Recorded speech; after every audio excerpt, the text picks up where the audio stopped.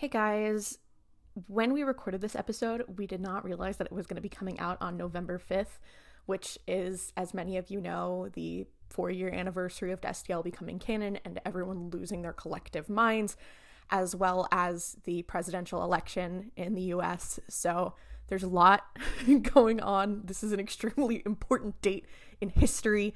I'm expecting Destiel intense election interference, so keep an eye out on that. Do vote especially in like your down ballot stuff in your local elections. That's super important. So yeah, anyway, enjoy this November 5th special episode that isn't isn't really special because we didn't know it was going to be coming out on November 5th. Anyway, back to it.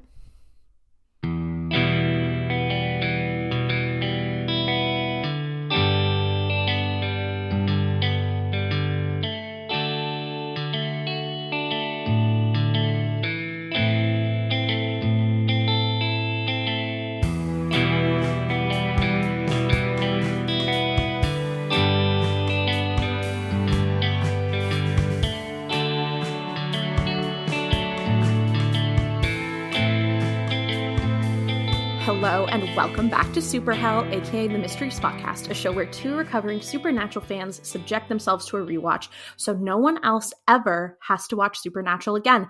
That becomes more and more true as we continue on. Do not watch this show. Please, God, please don't. My name is Ollie. I use any pronouns, and you can find me on social media at OllieFresh. It's fresh with a PH. And my name is Klaudia. You can find me on social media at Klaudia says, K-A-L-U-D-I-A says, and my pronouns are she, her. Today we are in the thick of it, of season 5. Yeah, in a way that it's like, something else I love about season 5 is I feel like it keeps trying to set things up that are interesting, but then the execution is just so like strange. Yeah. I thought these were, when I saw that these were the 2 episodes we were watching, I was like, oh, Jesus Christ.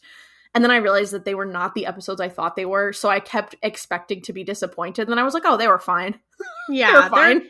They're pretty aggressively fine. The first episode has some problematic shit. It's not just problematic, it's like weird. Like there's things of like what? Like how did you come to this? Yeah. But to be fair, I also feel like it was kind of like, I mean, we'll talk about it more once we get into it, but I feel like it was also just kind of stupid intentionally. Yeah. I mean, like, I don't feel like it was a bad thing. I was just like, okay.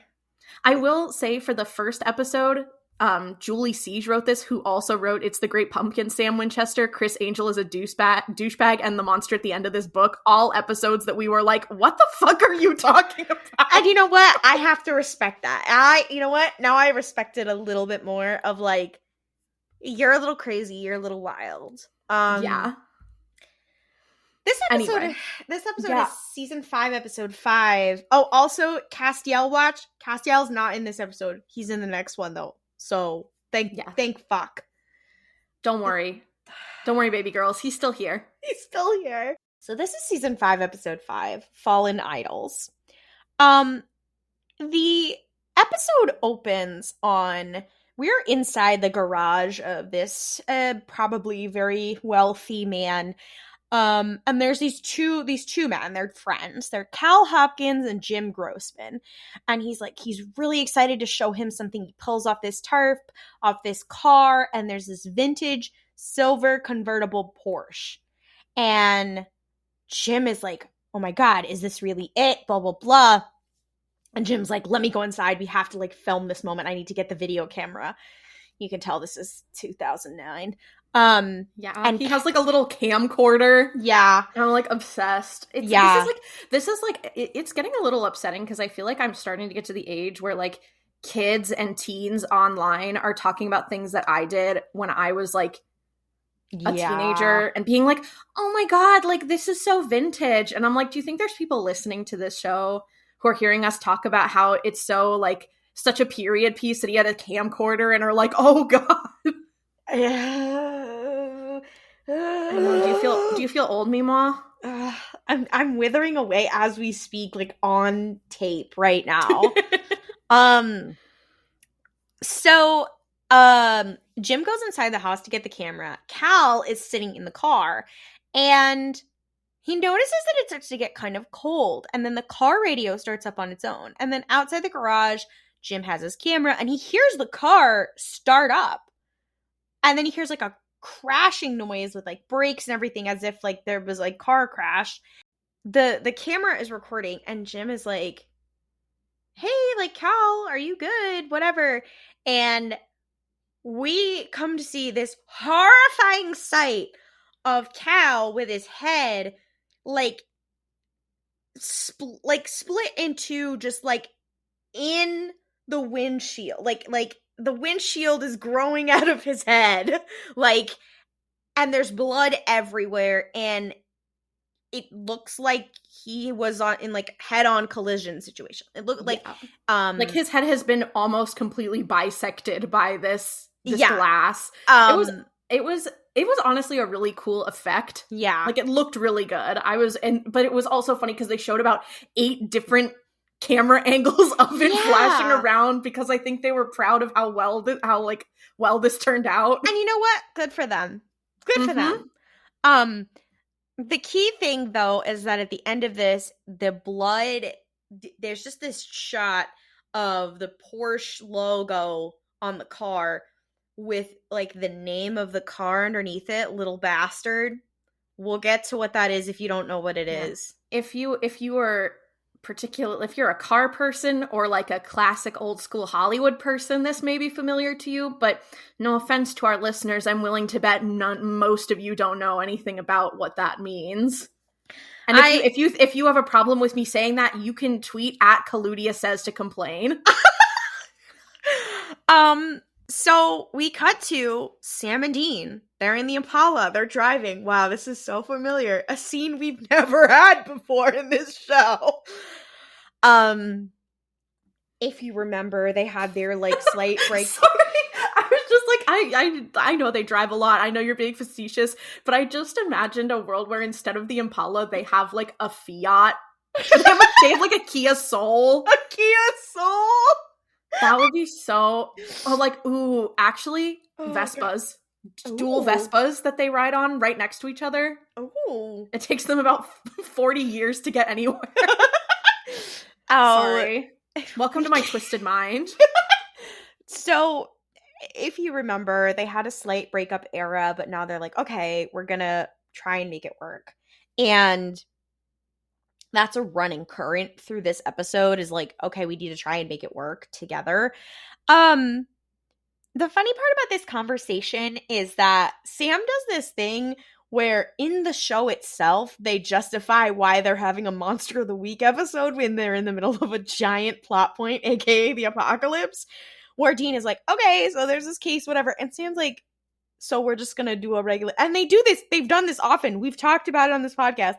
Sam's like, so we're just going to go to this random case. Like, how is this connected? Like, we're just going to do this random case? Like, can you explain to me? Like, what? Like, don't we have bigger fish to fry?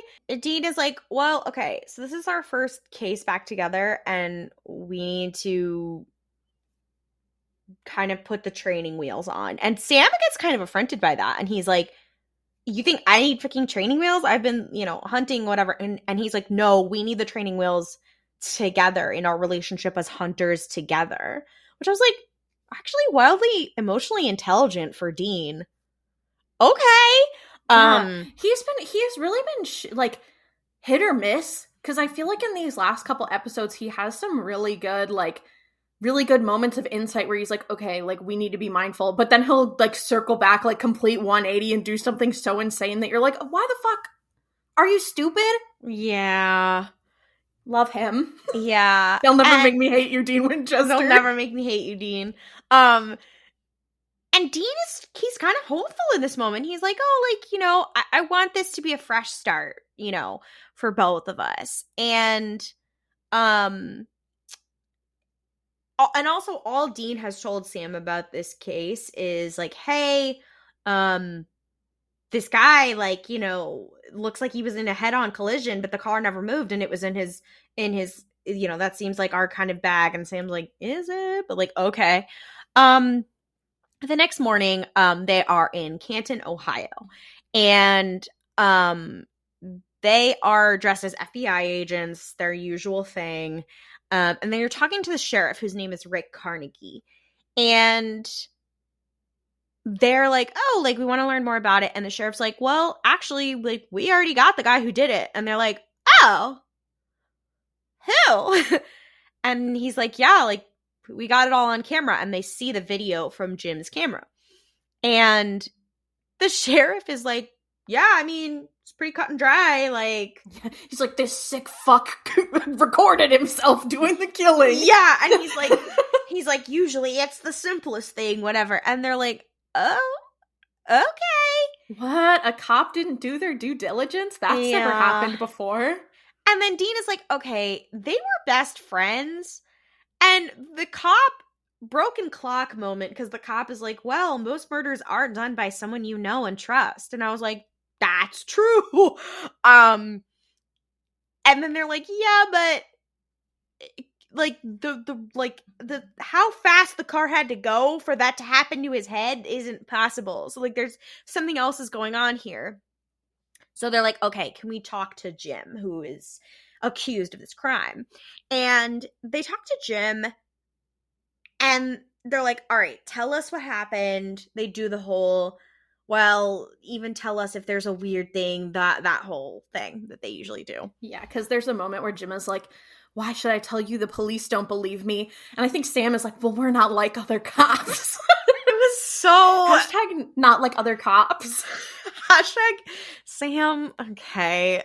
So Jim is like, yeah, so I started filming because Cal found and bought James Dean's car. The car he died in, called Little Bastard, and it was like a big deal, and we're car enthusiasts, and we're filming the reaction, whatever. And Dean is like, wait, Dean, resident car enthusiast, lover of male celebrities, is having a fucking conniption, and I was like, oh my god, it's James Dean's car. And he's like, we have to check it out. Yeah. And another thing to add is he's also like, Jim is like, yeah, and we checked like the VIN number, which for those of you who aren't car inclined, it's kind of like the car serial number that says like, you know, it's like an identification code. So he's like, yeah, we checked the VIN number, and they say this a couple of times, like, so this is actually his car. Yeah. We know it. So they go to the impound, and Dean is like, he's like drooling over this car, and Sam's like, I'm normal. I don't get it. And Dean's like, this is the car that James Dean died in, and everyone who had it since then has all died in odd circumstances. And then the car disappeared in the 70s, and, you know, I guess this is it. And they're like, okay, well, we have to check that VIN number and to see if it's really James Dean's, and if it's, you know, if it's a ghost, what we could do, etc. Well, so they're not checking, sorry, not to be like, well, actually, they're not checking the VIN number, because they're like, okay, the VIN number is whatever, but they're going to check like the actual code on the engine, because that is going to be more like indicative of like if this is the same. This part they didn't really explain, and as someone who doesn't know a whole lot about cars, I didn't understand. But the point is, there's a number on the engine that Dean thinks if they can check this number, it'll actually tell them if it's the real car. Yeah. So, as you may or may not remember, the Winchesters are trained in how to do things with cars. So Dean is like, okay, I'm gonna get under the car, and I'm gonna try and lick the number, whatever. And Dean looks like genuinely scared because he thinks this car is cursed. And he's like, don't even touch it. Don't even look at me, whatever. And there's a couple moments where you hear like rattling and stuff and whatever. And then Sam will like pop underneath and be like, you good? You need anything? And Dean's like, shh, I'm trying to concentrate. They have this little jokey little moment. Dean is clearly having a bit of a panic attack underneath this car. He's also talking to the car like as if it was a woman. There's a lot going on. Likely thing for him to do. Yeah, likely thing for him to do. And he's like, oh, we can't make it mad. And he gets out like a piece of paper and like does like a like with and then a pencil and does like a rubbing of like what's on the engine. I'm like, couldn't Okay, you just written down the number? This was crazy to me because here's the thing. He's so afraid of touching this car, right? So he goes underneath the car to get the engine number, and he pulls out, like you said, like he pulls out a piece of paper to like do the thing you do when you put a leaf on a piece of paper to get the outline where you rub the pencil on. Cool. Why didn't he just say, "Hey Sam, write down this number"? Yeah, I touch it. Genuinely so weird. I was like, okay. They just wanted him to look smart, but then came around and made him look dumb. Yeah, I was like, he can't just, okay. And he like jumps out from under the car and he hands the stupid paper rubbing to Sam. And he's like, all right, Sam, you have to research all of its previous owners. Bye. And Sam's like, that's a lot of research. And he's like, yeah, it's your lucky day. Bye. And we see that Sam is now in the motel room studying, researching. It's about drive, it's about power. And Dean is just at a bar. I love this new dynamic they have. Dean is at, it looks like, I don't know, Irish pub kind of deal. I don't know. And here's the thing. They're in Ohio, and he is dressed like an FBI agent, and he's flirting with the bartender, and she's like, yeah, I'm an actress, whatever. And he's like, oh, that's so interesting. I'm an agent with WME, which is like a major agency. And I'm like, number one, how do you know what WME is, Dean Winchester? Number two. Okay, do you think, sorry, say number two, but I have a theory. Okay, Matt, Pat. No. But that's just a theory. A supernatural theory. Oh. That felt grimy. No, like, number two, why is he, like, trying to pick up actors in Ohio? Like, okay, so here's my thing. Do we think Dean Winchester, as a teen, was like, I'm gonna leave this business and become a star? So he knows all about the casting stuff, and he knows about agencies and all of that. Well, that he is my obsessed with, like, old movies and movie history, Hollywood. too. Yeah. I'm just saying, what if Dean Winchester, what if he tried to make it big? Their dad went away one weekend after Sam went to college, and he went and tried to audition and then just never got a call back. R.I.P. Dean Winchester, you would have loved American Idol. Dean Winchester.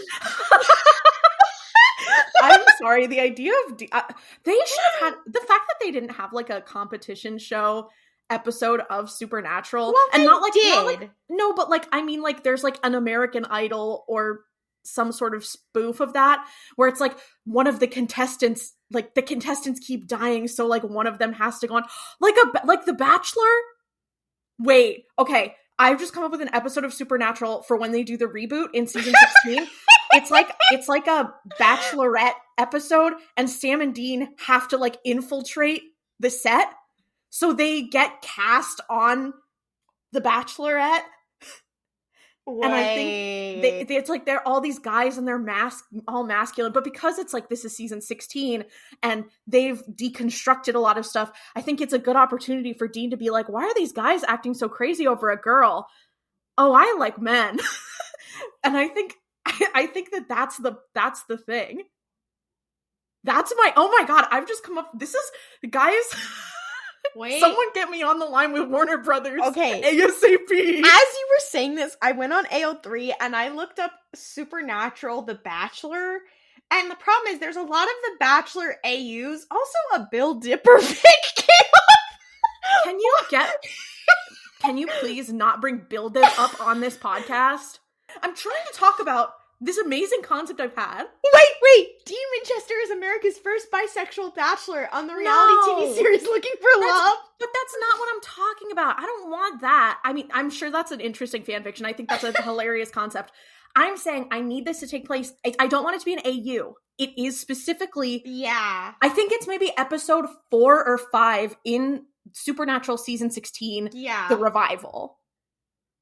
Okay. I think that's like specifically what I'm going for. The reason I came to AO3 was because I wanted to see if there was Supernatural American Idol. Okay, this is a fun lore drop. I don't know if I've ever dropped for the listeners, but the first Omegaverse fan fiction I did read was of The Voice.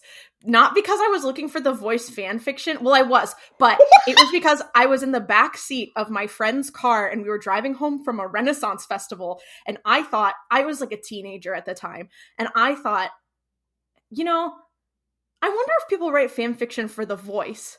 Just because we were just I think someone had seen like an ad on their phone, and I thought this would be crazy. So I pulled up like The Voice, like I went on AO3 and I searched The Voice, found it, and was scrolling and was like, this is crazy. And then there was a fan fiction about Adam Levine being an Omega.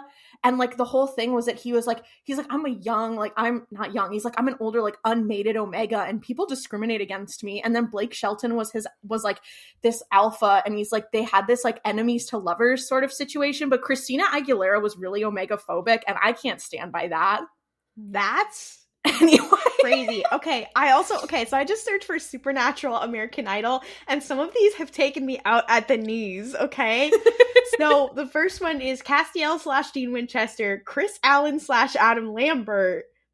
Oh, wow. Case-fic crossover. Now, it's a little racist. Ancient Cherokee monster. Boo. Tomato. Right. Of course. It's classic Supernatural. They always have to bring it down some way. Yeah. Okay. Then there's Adam Lambert / Sam Winchester / Dean Winchester. So that's a lot to unpack. We cannot be doing this. We can't be doing this. This episode is kind of the RPF. This is like kind of like one of Supernatural's many journeys into RPF. Okay, we need to. Okay. So where were we? Sam was. Okay, Dean's Dean in a is bar. at this bar. He's hitting on this woman. I'm like, can't you just get a drink and be normal? No, because this is Dean. And Sam calls him, and Sam's like, "Are you at a bar?" And he's like, "No, I'm at a restaurant." And then like the bartender's like, "Here's your beer," and he's like, "That has a bar." And Sam's like, "Dude, I've been doing all this research, and you are what?" And Sam's like, "Okay, so get this. James and Dean never owned that car. So it's not actually the car." Dun dun dun. So we see this professor. His name is William Hill. He's working late. He's in this like home office, and he has a maid. Her name is Consuela. And he's like, "Oh, like have a good night. Like see you later." And she's like, "Oh, I'll see you later." And he keeps working, and suddenly, very similar to earlier, the temperature drops. It gets really cold, and he looks around, and you don't see who he's speaking to at first, but it's like someone from the shadows, and he's like, "No, it can't be you. I don't understand." But he says, "You're supposed to be dead," which when you find out who this is maybe the funniest thing that you could say to. Yeah. I'm like, "You're supposed to be dead" is something you say to someone who passed like a couple weeks ago or a year ago. Not to this person. Not to Abraham Lincoln. You're supposed to be dead. Yeah. No shit. Yeah, the camera pans, and like, a caricature of fucking Abraham Lincoln is standing there, but he looks really fucking angry. He grabs this guy by the throat and pushes him up against the wall, and he's like, "Oh my god, Abraham Lincoln is killing me." And then it just cuts to there being like an explosion. Now, it's supposed to be kind of like to emulate the fact that Lincoln was shot in the head, obviously. But he didn't shoot him. He just exploded his brain. But there's just like a splat onto the wall, and you're like, haha. And it's on the wall. It's onto a framed copy of the Emancipation Proclamation, okay? There's a lot to unpack here. We cut to the next morning. It is now a crime scene. Sam and Dean show up. They are talking to Sheriff Carnegie. And lo and behold, the professor was killed by a gunshot to the head. And And Sam's like, okay, but there was no bullet or powder, like, on the body. And everything in this episode is ridiculous. The sheriff goes, well, maybe it was one of those professional killers. Like, you guys know about them because you're, like, the CIA, like from Michael Clayton. And Sam and Dean are like, what? And they're like, bitch, you're stupid. They're like, what? And they're like, oh, but there was a witness. And the sheriff is like, she's making no sense in English or in Spanish. And I'm like, oh God, here we go. They go outside. This woman, Consuela, is sitting like on a bench outside. And she's talking in Spanish. And of course, this is an American TV show, so they don't translate it.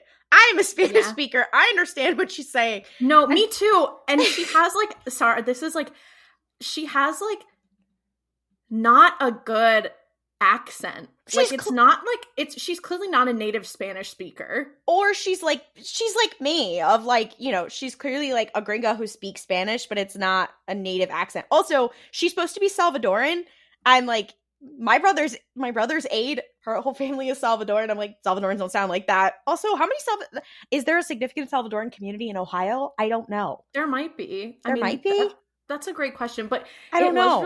It was really funny though, because it is so clearly this is the Spanish that they wrote in the script, so just say that. Yeah. So even if this actress is a native Spanish speaker, it sounds so stilted and so like clearly not. And it's like, we're harping on it because we both found it funny as fuck. It's not really like the end of the world. No, like, it's not like shows bad. do this all the time. Yeah, it's not terrible. It is just funny. And she's like, can I go home? Like, I'm freaked out. Like, there's a part she's saying, and she's saying all this in Spanish, like, to the agent, but there's a part where she says, I want to go home to my home in El Salvador. And I'm like, like, why the fuck would she say? What are you guys? I'm more interested in Consuela than I am in the plot of this show. No, like, what is her deal? And I'm like, and she's freaked out. And so Sam does the thing where like Sam's the guy who's always like gets down and talks to people, and he's like, he starts responding to her in like very basic Spanish,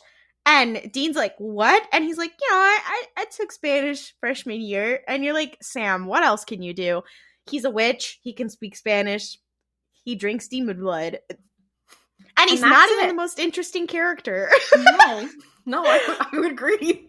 That's the hilarious part. And I love how in the wiki it says he is able to communicate with her. Girl is speaking Spanish. She is not, like, it's not that crazy. It's also shocking to me that, like, there was no one they could call who actually could speak Spanish. Like you're telling me that the sheriff's office didn't have somebody they could call in? Yeah. Like, even also, just on the phone. She spoke English to her boss when we first met her, and it wasn't like, oh, just like a sentence here. Like, she spoke a full, like, she was like, okay, I'm going home, have a good night. But here's the crazy thing, if I may. She starts speaking to Sam in Spanish and like describing the guy, and then like, I don't want to steal your thunder by explaining this, but so she's like, in Spanish she's saying like, he was tall, and Sam is like, oh, she's tall. He's repeating it in English, and she's nodding back.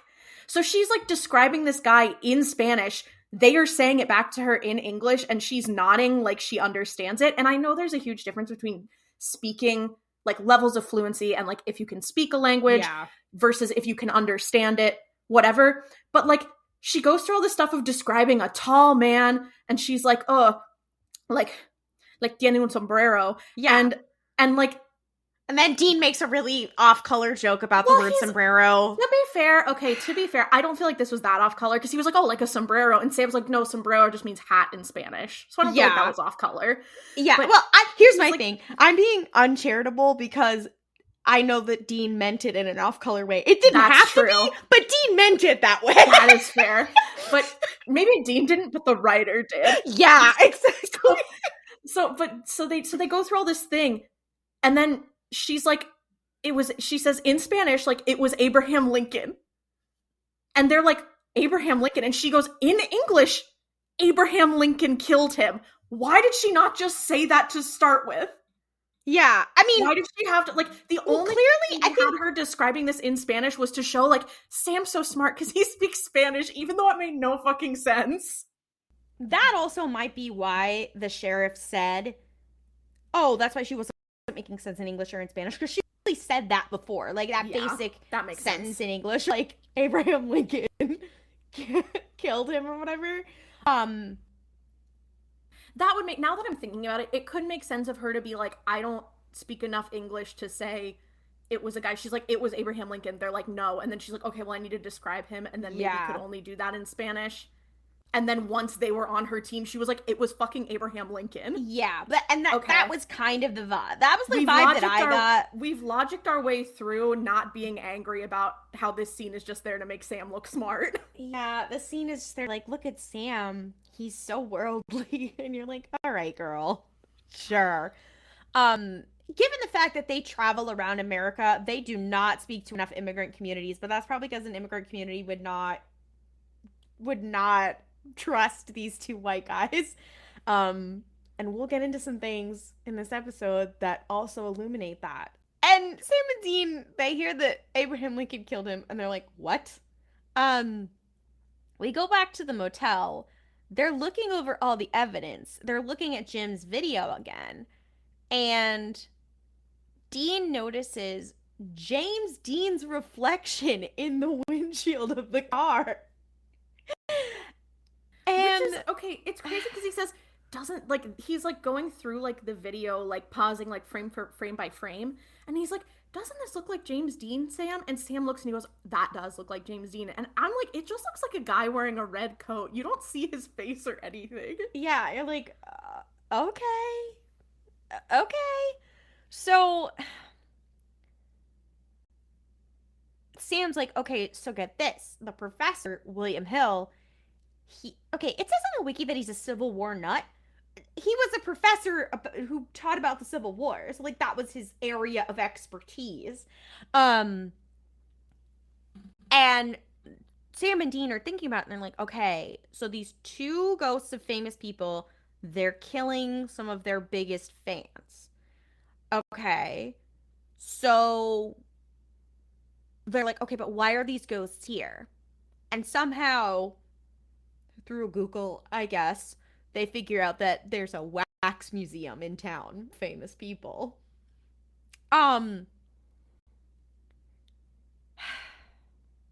So we go to the wax museum. Oh, God. This part is just so... They discover the exhibit for Abraham Lincoln, for James Dean. They also see some other people, including Gandhi. There's a lot of comments made about Gandhi in this moment. Yeah. It's, Dean is like, why is he so short? And I'm like, well, everyone's short compared to you, giant. Yeah. He calls him a smurf. Yeah, and there's another point where he calls him a guy in diapers. And I'm like, oh, Dean, right. I need to kill you with hammers. Yeah, no. I'm like, oh my God, that's so funny, Dean. I bet no one's ever thought to say that ever. I bet. Yeah. That's so funny. You're Dean so is funny. Being a freak, and Sam's like, hey, like, Gandhi was a great man. Editorial Which also, there's issues with that. Yeah. Did some really important, historical, great things. But also... But let's not put a value judgment on if a person's a good person or not. Let's not do that. It's not on our Supernatural podcast. Yeah. You know what? I'm realizing I'm staying in my lane right now. Yeah. We're staying in our lane. I just know Sam, and this is an important fact, is a big fan of Gandhi. So they're just hanging around. The owner of the museum comes out and he's like, oh my God, sorry for the wait. Like, our rush hour is coming. And Dean's like, it's kind of empty. And he's like, oh, well, it's early. And he's like, well, it's 4:30.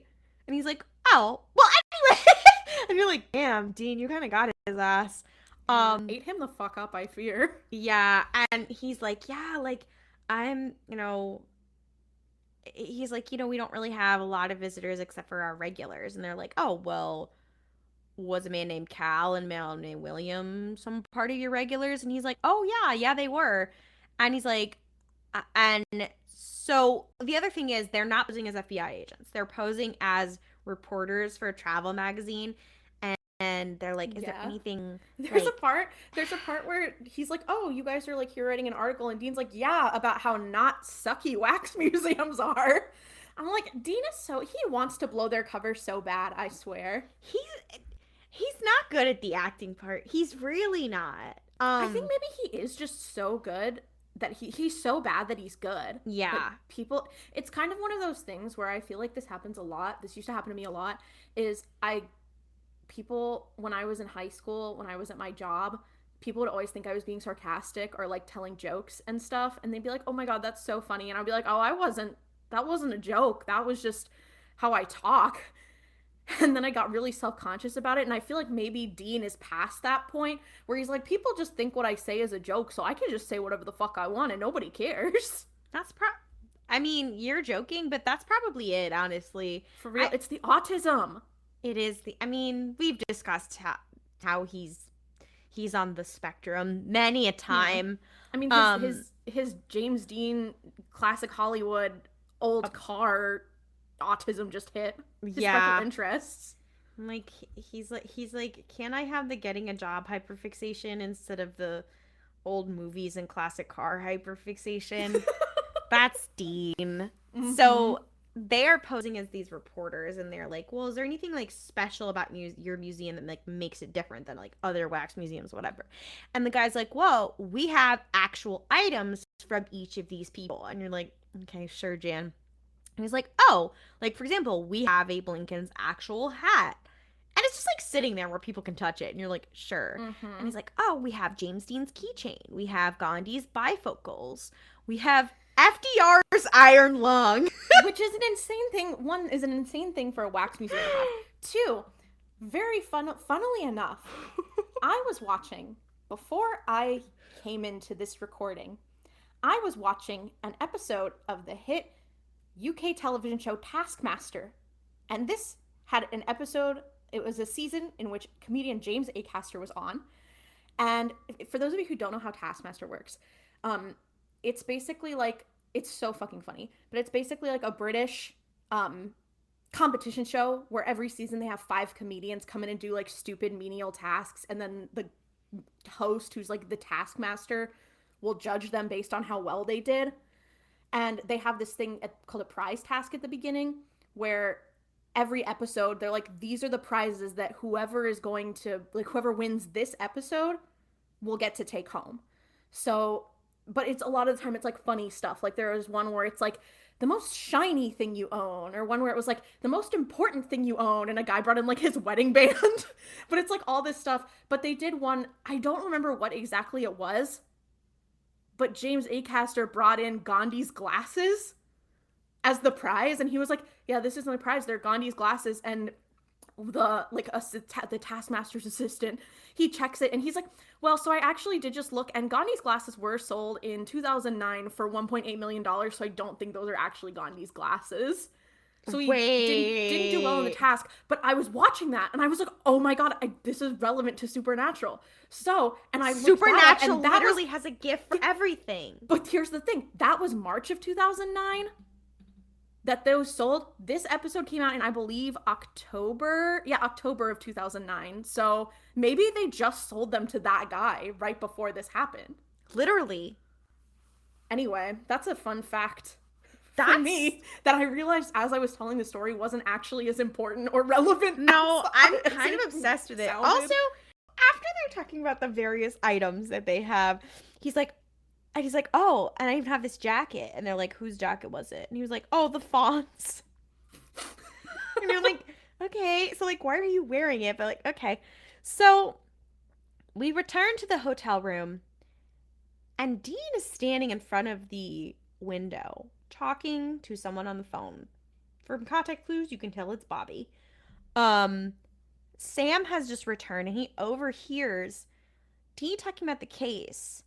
And Dean then makes this very shitty comment about Sam, really bitchy, honestly, where he's like, well, it's basically saying that the apocalypse is all Sam's fault. And again, I must reiterate, Sam was tricked, big style.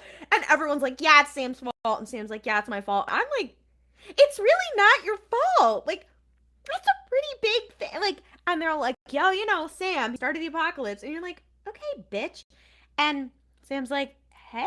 And Dean's like, oh, he like, Sam's like, what the fuck? And he slams the door.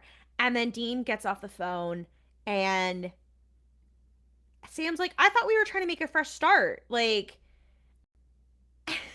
Dean says, well, this is about as fresh as it gets. Then he storms out. And I just, I don't know what it is about this scene, but it just seems really out of character for, like, Dean will say bitchy shit and will hold grudges or whatever, but this kind of petty behavior does not seem in character for him. Like, he's accepted way crazier shit. Like, I don't know. I don't know. I think the big sensitive spot for him is just that Sam lied to him about it. And Yeah. like that Sam was being deceptive. So I think maybe like you could make the argument that this is like rebuilding trust. So he's like, yeah, well, he's mad. He doesn't trust him. But I do think that being like, oh, like reiterating that he started the apocalypse is shitty. But I Yeah. get why he is frustrated and I get why Dean's upset. I just wish that they would come at it from an actual angle of like, he's upset because his trust was broken, not because he's mad at Sam for doing something he was Yeah. tricked into doing. Which they do say in a conversation later, I think either in this episode or the next one, which is ironic. So we cut to now they are both back at the museum and I don't know how they keep breaking into this museum and no one's noticing. Like, there's got to be cameras. I don't know. They break back into the museum, they start gathering the items, but I'm like, okay, if is there an item for every person in the museum? How do you know which item it is? Like, I don't know. I assume it's because the guy told them all the items he has because he is under the assumption that they're writing an article about it. Yeah, So I guess that it's probably just because they got the information. It's a television show; it doesn't matter. yeah. They pull out a trash bin and they're like, yeah, let's just throw them in here. I'm like, if you set something on fire in this building, the fire alarm will go off, and then your goose is cooked. Like, you guys know that, right? Also, as I'd stated earlier, Gandhi's glasses, which were as of 2009 valued at $1.8 million, so that's you guys are gonna face some very very steep charges if you do this. Well, the FBI thinks they're dead. So, but they start throwing stuff in, and Dean's like, okay, I'm gonna go look for another thing. And Sam is alone, and he's like up close and personal looking at the Lincoln statue, and it's very creepy. And then suddenly, like, the doors slam shut, the temperature drops. Um, Sam is like, okay, he's got a shotgun ready for a ghost to pop out. And suddenly, his gun gets knocked out of his hands by Gandhi standing right behind him. This is supposed to be funny because Gandhi was all about nonviolent resistance. This is supposed to be a whole thing, I guess. Much to unpack. This figure of Gandhi just starts, like, jumps on top of Sam and just starts, like, attacking him. And Sam is trying to, like, rip him off. It's not working. He's calling for Dean. Dean, like, runs in and he starts to strangle Sam and he's gonna pass out. And he's like, Dean, the glasses. And he's like, oh shit. And the key thing is that the wax figure with the glasses is still right there. It's like this ghostly figure of Gandhi that's attacking him. And he burns the glasses. I'm like, doesn't it take a while for glass and metal to burn? But, like, okay, fine. And this figure of Gandhi disappears. And Dean's like, hey, are you good? Yeah, and I think the fact that it takes a while for metal to burn, like, you can't just do that. I think that might also be kind of like part of the thing, so keep that in mind. So it's the next day. They're packing up in their motel room. They're getting ready to leave. And Sam's like, I don't know. Something about this seems fishy. I don't think this case is over. Like, usually when we kill a ghost, like, they burn up in flames and whatever. And he just disappeared. And he's like, and it's also really weird because, like, ghosts usually just try to attack you, but it looked like he was trying to, like, bite me. And And Dean's like, I don't know, like that doesn't seem right. And at this moment, they have a wild conversation. He's like, well, I think it's kind of wild considering that Gandhi was, what does he say? A fruitarian? Yeah, but he doesn't say it at first. He's like, Yeah. because Gandhi was, and Dean's like, he was what? And he's like, a fruitarian. And Dean's like, gay. He doesn't No, say literally. that, but he literally just like, he kind of giggles to himself and seems like, shut up. And you're just like, you could have just said he was a vegetarian, but like, okay. Again, they just wanted to make a gay joke. That's all they wanted to do here. They wanted Dean to make a gay joke about Gandhi. Much to unpack. Much to unpack. We can't even begin to unpack. Um, so Dean is kind of getting mad and he's like, no, Sam, we have to go. Like, we're done here, whatever. And Sam's like, you dragged me here for this case, and now you're dragging me away. And Dean's like, well, it's not your call, and we're leaving. It's giving very John Winchester, I fear. And Sam's like, I thought this was supposed to be a fresh start. And we're supposed to be on equal footing. And like, am I on some sort of secret probation? And Dean's like, well, you'll be off of it whenever I say so. He's being a bitch. And he's like, we have to build trust. And Sam's like, I know that. I've done wrong. Whatever. And I'm like, again, yes, Sam has broken his trust, but the other stuff. And they're going at it. And it seems like I know that and we have to do that, but you aren't making this easy. And he's like, if we're gonna do this, we have to work together. It has to be a two-way street. We need to be on an equal footing. And Dean's like, do you want us to like go back to the way that we were? And Sam's like, our relationship never was a two-way street. It never was equal and it wasn't working. We have to do something new. Dean was always in control. And he's like, how do you think we ended up where we are now? And I'm like, damn, a surprising amount of clarity coming from these brothers. And Sam kind of blurts out and he goes, well, that's the reason that I went off with Ruby, to kind of get away from you. And Dean's like, girl, what? And it made me feel like I could do something on my own. It made me feel strong and something more than just, your little brother that you have to protect. And Dean's a little hurt and he's like, so do you think everything that happened is my fault? And Sam's like, no, it is my fault. You need to realize I am a fully grown adult and you have to let me grow up. And then they're interrupted by a phone call. It's kind of a good conversation. It's wildly honest. They end up at the sheriff's office. And this time, the sheriff is like, I don't know. I got no theories. And you're like, what? And he's like, there's these two girls. They've said their friend was abducted. Their friend's name is Danielle. And Sam and Dean go in and they're talking to these two girls. They are wearing peak 2000s, 2010s business casual chic is the only way I can describe it. If you know, you know. They're like crying. They are upset. They are whatever. They start to say what happened. And they're like, she took her. And we went away. And they're like, who took her? And they're like, Paris Hilton. Girl. It's so. Sam and Dean are like, what? And they're like, well, okay, Paris Hilton isn't dead. So, fuck, we're not dealing with ghosts. So, I don't know how we got here, but Sam by himself goes to the morgue and is allowed to basically do an autopsy on one of these bodies, which it seems like they would have already done an autopsy, so I don't know why this body had not already been cut open, but he's not doing an autopsy. I think the body was already cut open. He was going into their stomachs. Like he was doing fresh cut it open, though. Yeah, but he was doing like something not, I don't know, maybe they just are slacking in the medical examiner's office, but he's just like cutting into this person's stomach. I'm like, what FBI agent is allowed to do this? Yeah, and he's got no mask on, nothing. So of course they have the normal thing of him being like, oh, this is so rank, this is so gross. And I'm like, what the? And he like reaches into the one of the victims' stomachs and finds this seed. And he also sees that there was a lot of blood. They lost a lot of blood.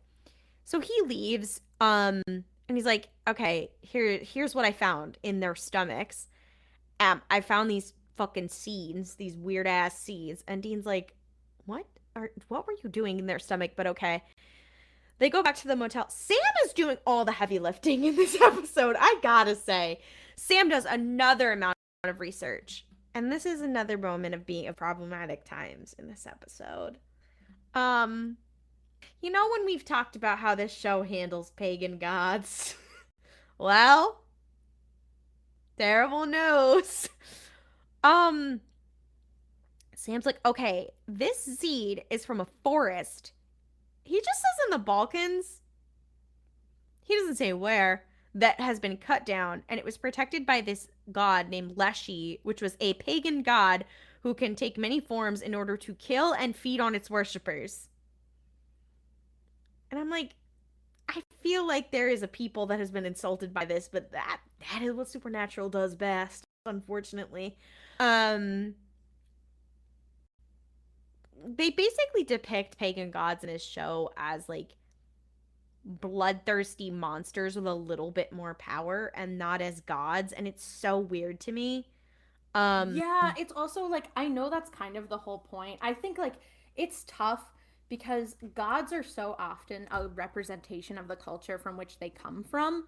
And I think that a lot of the time when you get a show like Supernatural where it's trying to play on the like, oh, monsters and magic and that kind of stuff is real, I think that you always have to compensate for that in your universe in a way and say like, oh, this god or this creature is a reflection of the culture.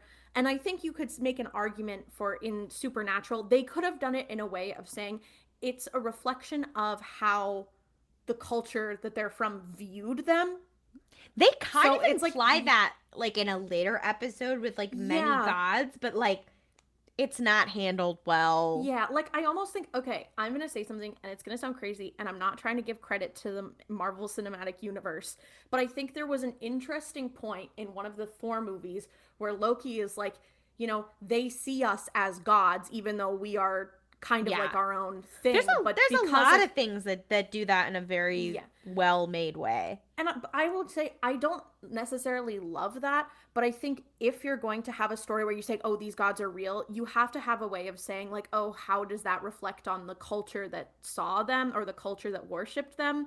And I feel like this show, given I think it spends so much time on like Christian God being the real true God Yeah. that they kind of lose a lot of the other cultural aspects of like why these other things are important in other cultures and why those should be treated with at least some respect and not just a one-off villain. Like you're not going to be like, yes, this. Yeah. Anyway, I don't need to go on a tirade about it. I think we all know. We Yeah, all well, and understand. we've also done this time. Also, this entire thing is just a setup to make a long joke about how Paris Hilton was in House of Wax with Jared Padalecki. Oh my That's this whole god. episode is just a joke about that. Um, it's so yeah. So Anyway, he's like, it's this pagan god, and it would feed on its worshippers. And he's like, the forest itself was cut down 30 years ago. And he's like, and it can be killed by chopping off its head with an iron axe. I'm like, where are they writing down where you can kill gods? But like, okay, sure. Um, so they go back to the museum for like the 17th time. I'm like, is this man not noticing that these people keep breaking into his museum? But I digress. Um, they split off again, which I'm like, last time you split up and it didn't go well, but okay. Um, and this time they notice that there's this area closed off for renovation, which I'm like, you guys didn't notice that before? Okay. And they go inside and they find the missing girl, Danielle. She's tied to a tree inside this weird exhibit and she's unconscious. And then, um, special guest star Paris Hilton jumps out and punches Dean. Yes, she's actually in this episode. yeah. Um, Then she like throws Sam, who's now unconscious. Dean looks up and is like, "What the fuck?" And then we just see Paris Hilton step on him in her Louboutin heels. It's It's it's something. They we cut to Paris Hilton, aka the god Leshy, sharpening her nails with a rusty knife, and I have to say, she's yeah. serving in this moment. It is like a filleting knife, like one that you would use to remove the skin and other accoutrement from a living thing. Yeah, So she's kind of killing. I gotta yeah. say. Um, This sorry, I'm just thinking about how this episode is like supposed to be commentary, and it's so fucking funny because it's like, oh my god, okay. yeah, it's a little heavy-handed, one might say. Oh yeah, a Yeah, little. a little. And Sam and Dean are unconscious. They're tied to a tree. Dean wakes up and the Leshy starts explaining to them. And she's like, okay, so she's like, I'm really excited because, she's like, oh, I've been eating fast food, but now I can like slow down and cook a real meal and do like the whole ritual as it was meant to be. And she's like, people used to worship me. And then I lost my forest and my followers and I had to start traveling the world. And I was surviving on scraps, but someone started the apocalypse and I could just go crazy, go stupid. And I'm like, wait, we're blaming this on Sam again? What the fuck? I also don't know how, because she's like, oh, starting the apocalypse, so now I can do whatever.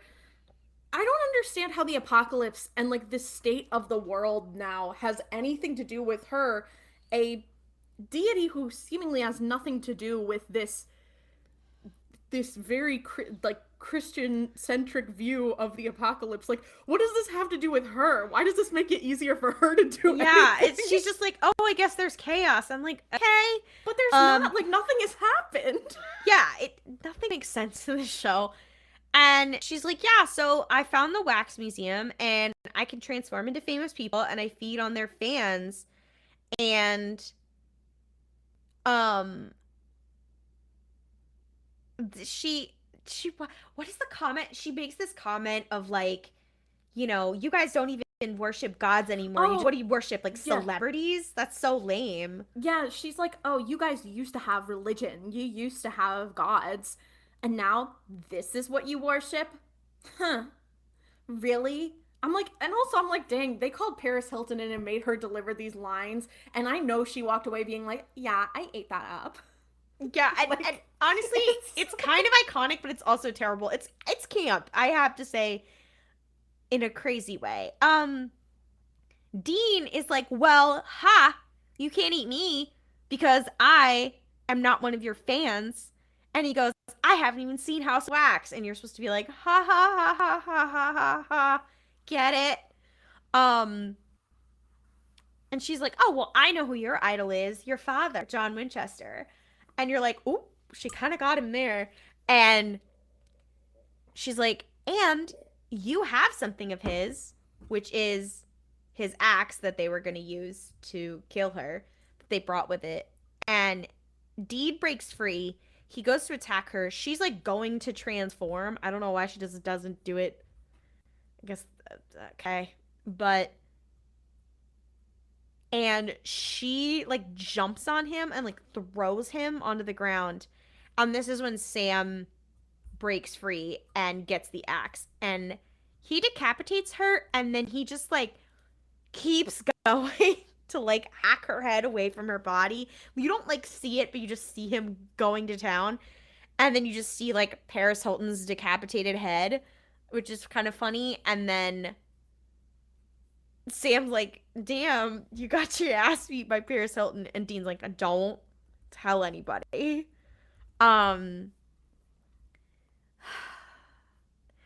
we cut to back at the motel in the morning, and Dean's like, yeah, I got a call from the sheriff. The girl who was abducted, she was fine. And he's like, oh, and he also put out an APB on Paris Hilton. That should be funny.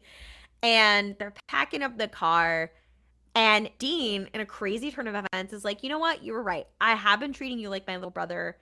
I'm sorry for what I was doing to you. I'm like, a man apologizing? This is crazy. And he's like, Well, you know, just like in that one episode where they meet the publisher of the books, who's like, "Oh my God, that's the thing I love about these boys is that they're so sensitive and they always like talk about their feelings. Real man could never." Yeah, I He was fear right for that. he's like, oh, I share some of the blame because like I broke the first seal. And Sam's like, okay, well, you didn't know. And Dean, in a moment of clarity, is like, actually, you didn't know either. Um, and Sam's like, okay, well, we can't do much about like being vessels for Michael and Lucifer, but we can work together, we can try to be equals, and we can try to fight back. And Dean's like, all right, like that sounds good to me. And he pulls out the keys to the Impala and he's like, do you want to drive? I could use a nap. And Sam's like, you're letting me drive the car? What the fuck? Like, this is a big gesture from Dean. And he's like, okay. And Sam drives the Impala and then the episode ends. And you're like, whoa, Dean. Yeah. No, that's Dean, and I think it's interesting because I'm remembering the last time Dean gave Sam the keys to the Impala was when Sam was like, "I'm leaving. I gotta go out on my own," and Dean was like, "Do you want to take the Impala?" And Sam was like, "No." So I feel like there's like something about Oh. how like this is their relationship and it's like a sign that it's on the mend. Yeah. Something else I have to add. Oh, God. Fun fact. So I was looking at the wiki, the Supernatural wiki, you know, and I realized that as I was scrolling like through it for this episode that Gandhi's name was like a link. There is Yeah. a page for Gandhi on the Supernatural wiki, and not just like, oh, the Gandhi wax figure. Like there is like a has like born and raised in a Hindu merchant caste and trained in law in the Inner Temple, London. Gandhi first employed like it's like Okay, who is the historian on the Supernatural Wiki who's like, I need to make sure the Gandhi entry is up to date? Shout out to you. it says like it says like his full name, his birthday, his death day, and it's like he's the leader of the Indian independence movement against British rule, and like has this like the note about civil disobedience and stuff, and I'm like, okay, Damn. like that's crazy. Also, the actor who played Gandhi has played Gandhi in other projects as well. Kind of obsessed. I'm like typecast as Gandhi. That's wow. Damn. The state of the options afforded to Indian men in entertainment is Well, in Western entertainment, we should say. yeah. Like, Anyway, the only other fun fact I have is that Sam and Dean say that they've never encountered a famous ghost before. yeah, I And noticed that because they're like, what are the chances that there's like two famous ghosts and happening like in the same place? and they're like, oh, like, you know, it's wild that we haven't encountered one before.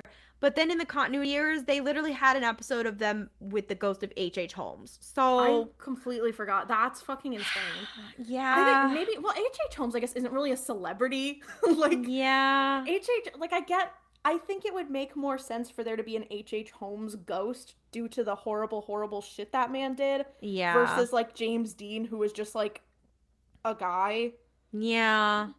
I feel like that episode was fine. It's yeah, it has was a lot of yeah. It's like, why is Paris Hilton here? It's very much. I would say this is one of the biggest period pieces of the time. Oh, also the guy in the wax museum. He's like, I'm gonna make wax museums cool again because these kids these days, all they care about is basically eat hot chip, be bisexual, and lie. No, he's literally like they're all obsessed with their iPhones and they're sexting. This Gen Yers. It was before the millennial name had taken hold. He said Gen Y, and I was like, ooh.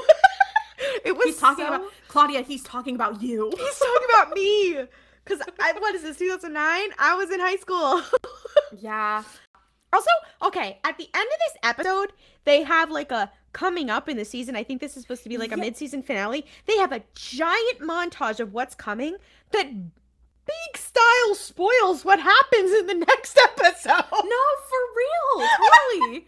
No, I agree. It's so stupid. I was like, what the fuck? No, I forgot about like here's what's coming up like how at mid-season finales, because we don't have mid-season finales anymore because shows are like 20 minutes long. Yeah, like I know. 20-minute runtime for the entire series. And even if so we did, like, we don't have previews because they haven't made it yet. yeah, or they made it 5 years ago and they're like, okay, it's all coming out and we'll have part 1 and part 2.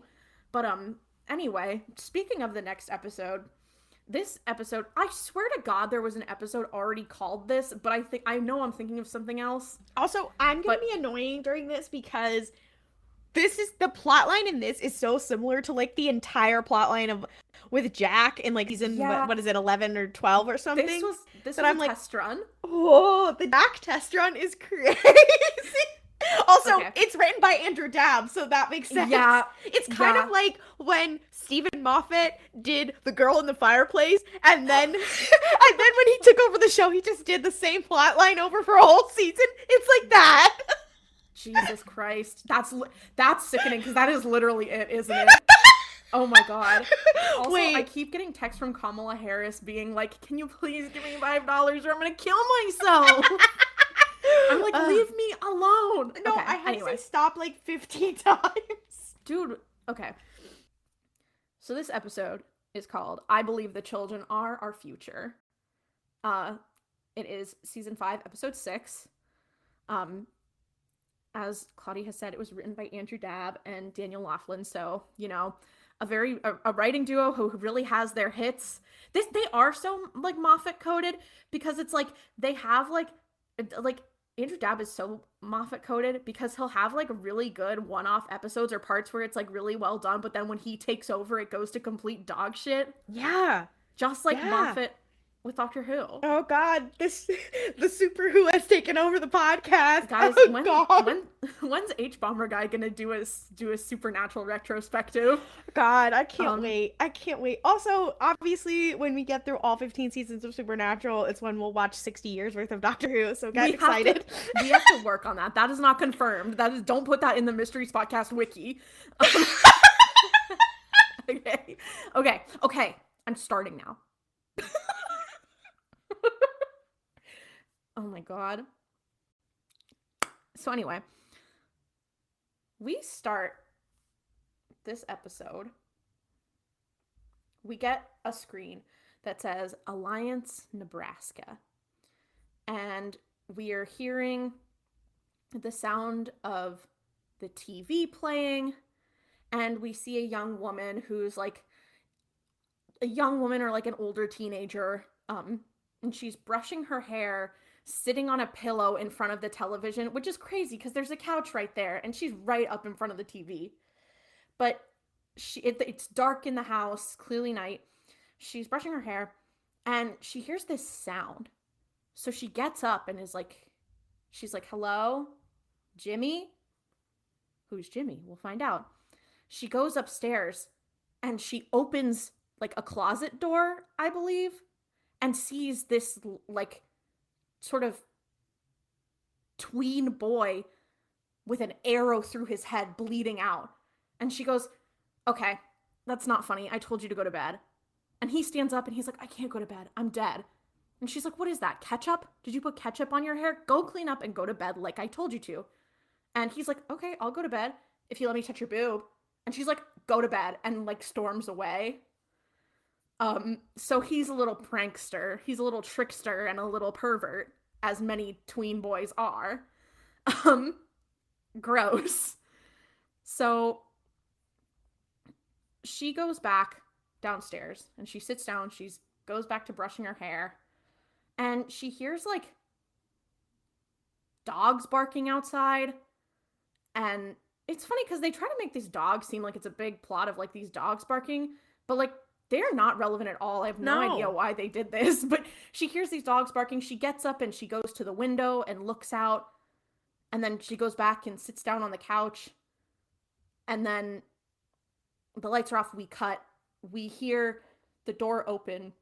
And so you can assume like she's the babysitter. And the parents come home. And the wife is like, "Oh, okay, like I'm going to go check on Jimmy." And the husband is like, "All right, I'm going to go and drive Amber home." So Amber's the babysitter. He's like, "I'm going to go check on her." And he walks over, she's asleep on the couch, and he kind of like shakes her arm and he's like, "Hey, Amber, get up, like I'm gonna take you home. Amber, come on." And he reaches down and he goes to like poke her, I guess. And there's like this squishing sound, and he comes back and his hand is covered with blood. And he turns on the light and like realizes that Amber's head has been like totally fucked up and is like a huge open wound like to her skull. And he screams out for his wife. Then we cut and we get the Supernatural logo. I'd like to shout out to the man playing the husband. He was like, I will be giving the masculine scream queen. Like, he's like, this is my moment. Shout out to him. Gender rules reversed. Feminism won. He literally, he said, I am a damsel. Because he screams out his wife's name. It's so funny. It's not funny. It's actually quite well done. I'm obsessed with his mind. Yeah. So then we cut. Sam and Dean are in their suits. Dean is like, we're agents Paige and Plant. And it's like, oh, just like Zeppelin. Okay, cool. And I think they made a Zeppelin reference in the a Led Zeppelin reference in the last episode, because I feel like one of them was Agent Bonham.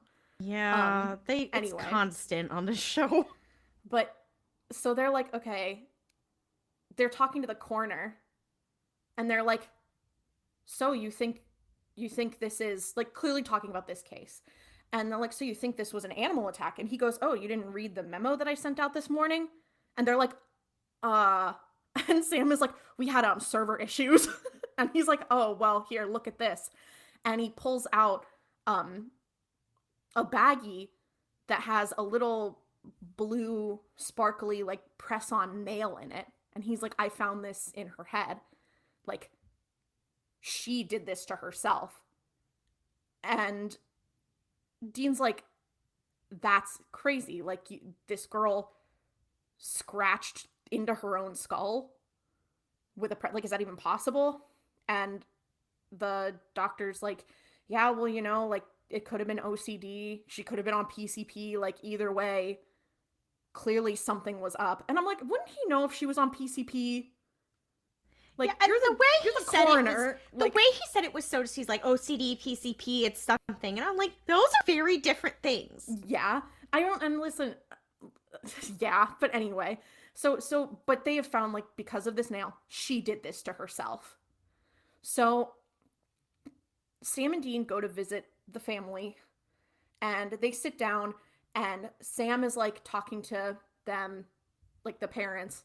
And he's like, okay, I'm going to ask you a couple questions, and some of them might sound kind of weird, so just stick with me. I promise it's all important for the investigation.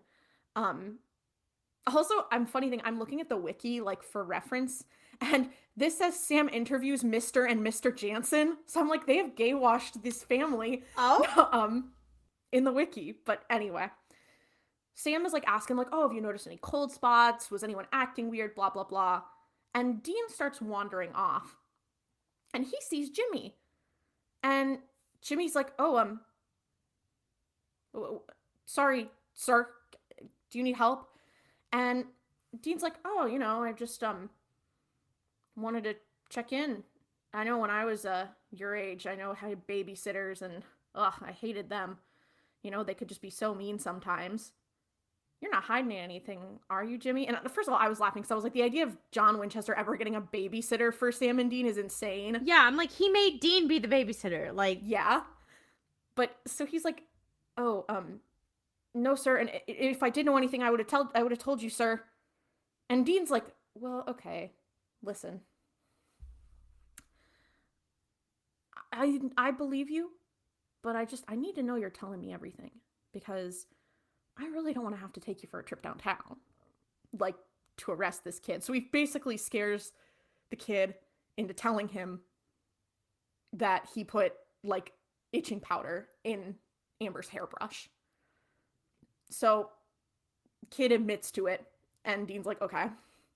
He gets, like, the bag of itching powder, and he and Sam walk out of the house, and Dean is like, okay, so is itching powder, so something was going on here, but this seems kind of crazy, right? And Sam's like, yeah, like, itching powder isn't even it's just like an irritant. Like there's no way that it would drive you to like scratch that hard into your skull. Like that's crazy. There's no way that this is like what happened. And as they're having this conversation, they get a call from the coroner. And they come in, and the timing of this is insane because they get a call from a coroner. They have enough time to drive to the hospital and go up to the room, and they see this body that's clearly like completely charred, like turned like black from being charred, being removed from a hospital room. And allegedly, this is the hospital room that an accident happened in. I'm like, that's hilarious. I mean, it's not hilarious. That's crazy that it was like, took them that long to get that body out. Anyway. Much to unpack. They see the body being moved and they're like, holy shit, like what happened to that guy? That's fucked up. And there's a doctor there. And I think, is it the same? Is it the coroner? Like the same guy? I think it's the same guy. Yeah, I think so too. They're all just white men. But he's like, yeah, he had an electric shock. Like we don't know why. We think maybe it was like faulty wiring or something, even though he was in a hospital room. But there's an eyewitness, Mr. Stanley. He's in there, but he's senile. He's not making any sense. He's in shock. Like nothing he says is like worth 2 cents. But they're like, okay, we're gonna go and talk to this guy. So this is like an older guy. He's sitting in his hospital room in a chair, and he's like, I didn't mean it. I didn't know it would work. And Dean's like, what do you mean? What would work? And he's like, I was just playing a prank. And he has like this like hand buzzer, and he hands it to them, and they look at it, and it looks like a normal hand buzzer. And this is hilarious because they get into it later, but like for those of you who don't know how hand buzzers work, is like they have a mechanism in them that when you press down on the button, they shake. So there's no like electricity actually being generated. So just as reference, that is how that works. But the boys, they take this buzzer, and the antics they get up to. The pork thing is so... It's not pork, it's ham. Oh, well, ham is pork. And Soylent Green is people, so... Oh my god. Anyway. So they go back, they're in their motel room, which has like hilariously American design. Like it has this like rustic American like flag, and it's got like these wooden walls, and there's like pillows that have the American flag on them. And this is not like mentioned in the episode, but I was watching it like, what the fuck? Okay. It's like they use the set for like, I don't know, a random house. Yeah. But they're in this room, and we see that Dean puts on these like thick rubber gloves and some like protective like welding goggles, and Sam is standing a couple feet back and is like, okay dude, like do it. And Dean puts on the hand buzzer, and they have this big, it has to be like a 10-pound piece of ham. It's like you bought it from Costco, a piece of ham. Yeah. So Dean is like, okay, here I go. And it's in this like big metal, like one of those disposable metal like cooking trays. And Dean puts the joy buzzer, like puts the button on it, and it like fucking roasts this ham. Like it electrocutes it crazy style. And they're both watching, and it's like takes like a couple seconds for it to be completely cooked. And Dean's like, that is not supposed to do that. This thing doesn't have batteries. Like, that's crazy. And Sam's like, okay, so what? Do we think this is like a cursed object?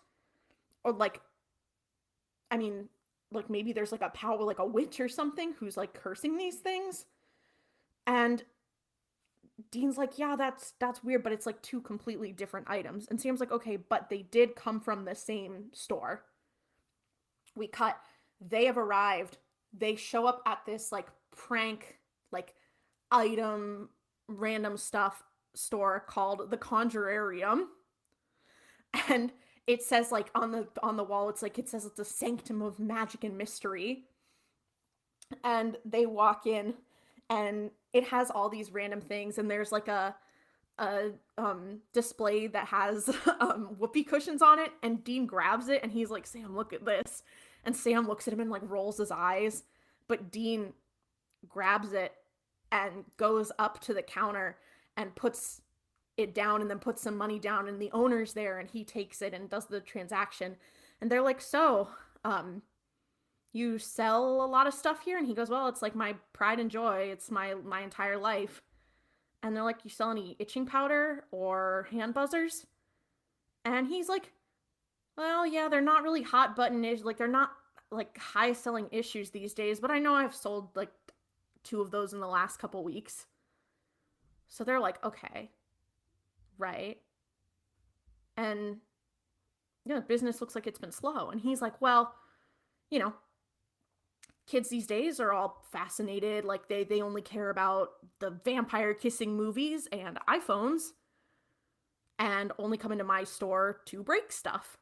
They love to make a Twilight joke on this show. Mm-hmm. There was an era where they had a Twilight joke every episode. Like, yeah. So Dean is like, oh, so you don't think that, the kids are annoying? Do they just make you mad? And he's like, yeah. And he's like, do you wish you could get back at them? And he's like, I guess I think I do wish I could get back at them. Wish I could do something about it. And Dean's like, right. So you do this. And he puts down this like rubber chicken that's hanging up from one of the displays and pulls out the joy buzzer and puts it down and like cooks completely like melts the chicken. And he's like, so you did this so that you could get rid of some of the kids in town, huh? But the guy starts like freaking out. Like he jumps back and he's like, what are you doing? How are you doing that? That's like insane. And Sam looks over and he's like, okay, so I'm going to guess that this guy's probably not a witch. And Dina's like, yep, you know what? We are so sorry about that. Have a good day. They leave and you can hear this guy like crying in the background. Like, can you imagine they just leave. Like, they just did this to this guy and then leave. Like, I'm obsessed with their minds sometimes. Like, what the fuck? Well, I mean, what are they gonna do? I mean, it's no harm, no foul, I mean, maybe a little harm, but he'll get over it. He's a grown up. We cut now, and there is this little girl, and she's lying in bed, and her dad is like putting her to sleep, and he's like, and when you check under your pillow, the tooth fairy will have exchanged your tooth for a quarter. And you see he's holding a tooth and he's putting it under her pillow. And she goes, some freak is going to come into my room while I'm asleep? And this kid's like maybe what, like 6? It was funny. She's kind of killing, to be honest. She's hilarious. But the dad's like, oh, well, it's a tooth fairy. He's not a freak. It'll be cool. Here, I'm just going to leave it right here. You get some rest, okay? Good night. He gives her a kiss. He goes to his own bedroom. We cut a little bit. It's dark. She like gets up, gets the tooth out from under her pillow and like sneaks into her dad's room and puts it under his pillow. Cause she's like, I don't want a freak hanging around with me. And then she goes, I'm obsessed with the logic in her mind.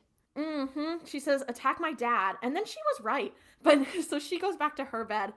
Then we hear like this sound of like someone in the room, and the dad like wakes up and someone is like jumping on him. And he's almost got this like Danny Trejo meets Dave Grohl kind of look to him. But he has like this beard, like this guy is on top of the dad.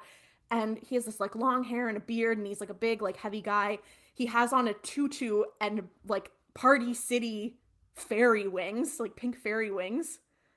And the guy is like,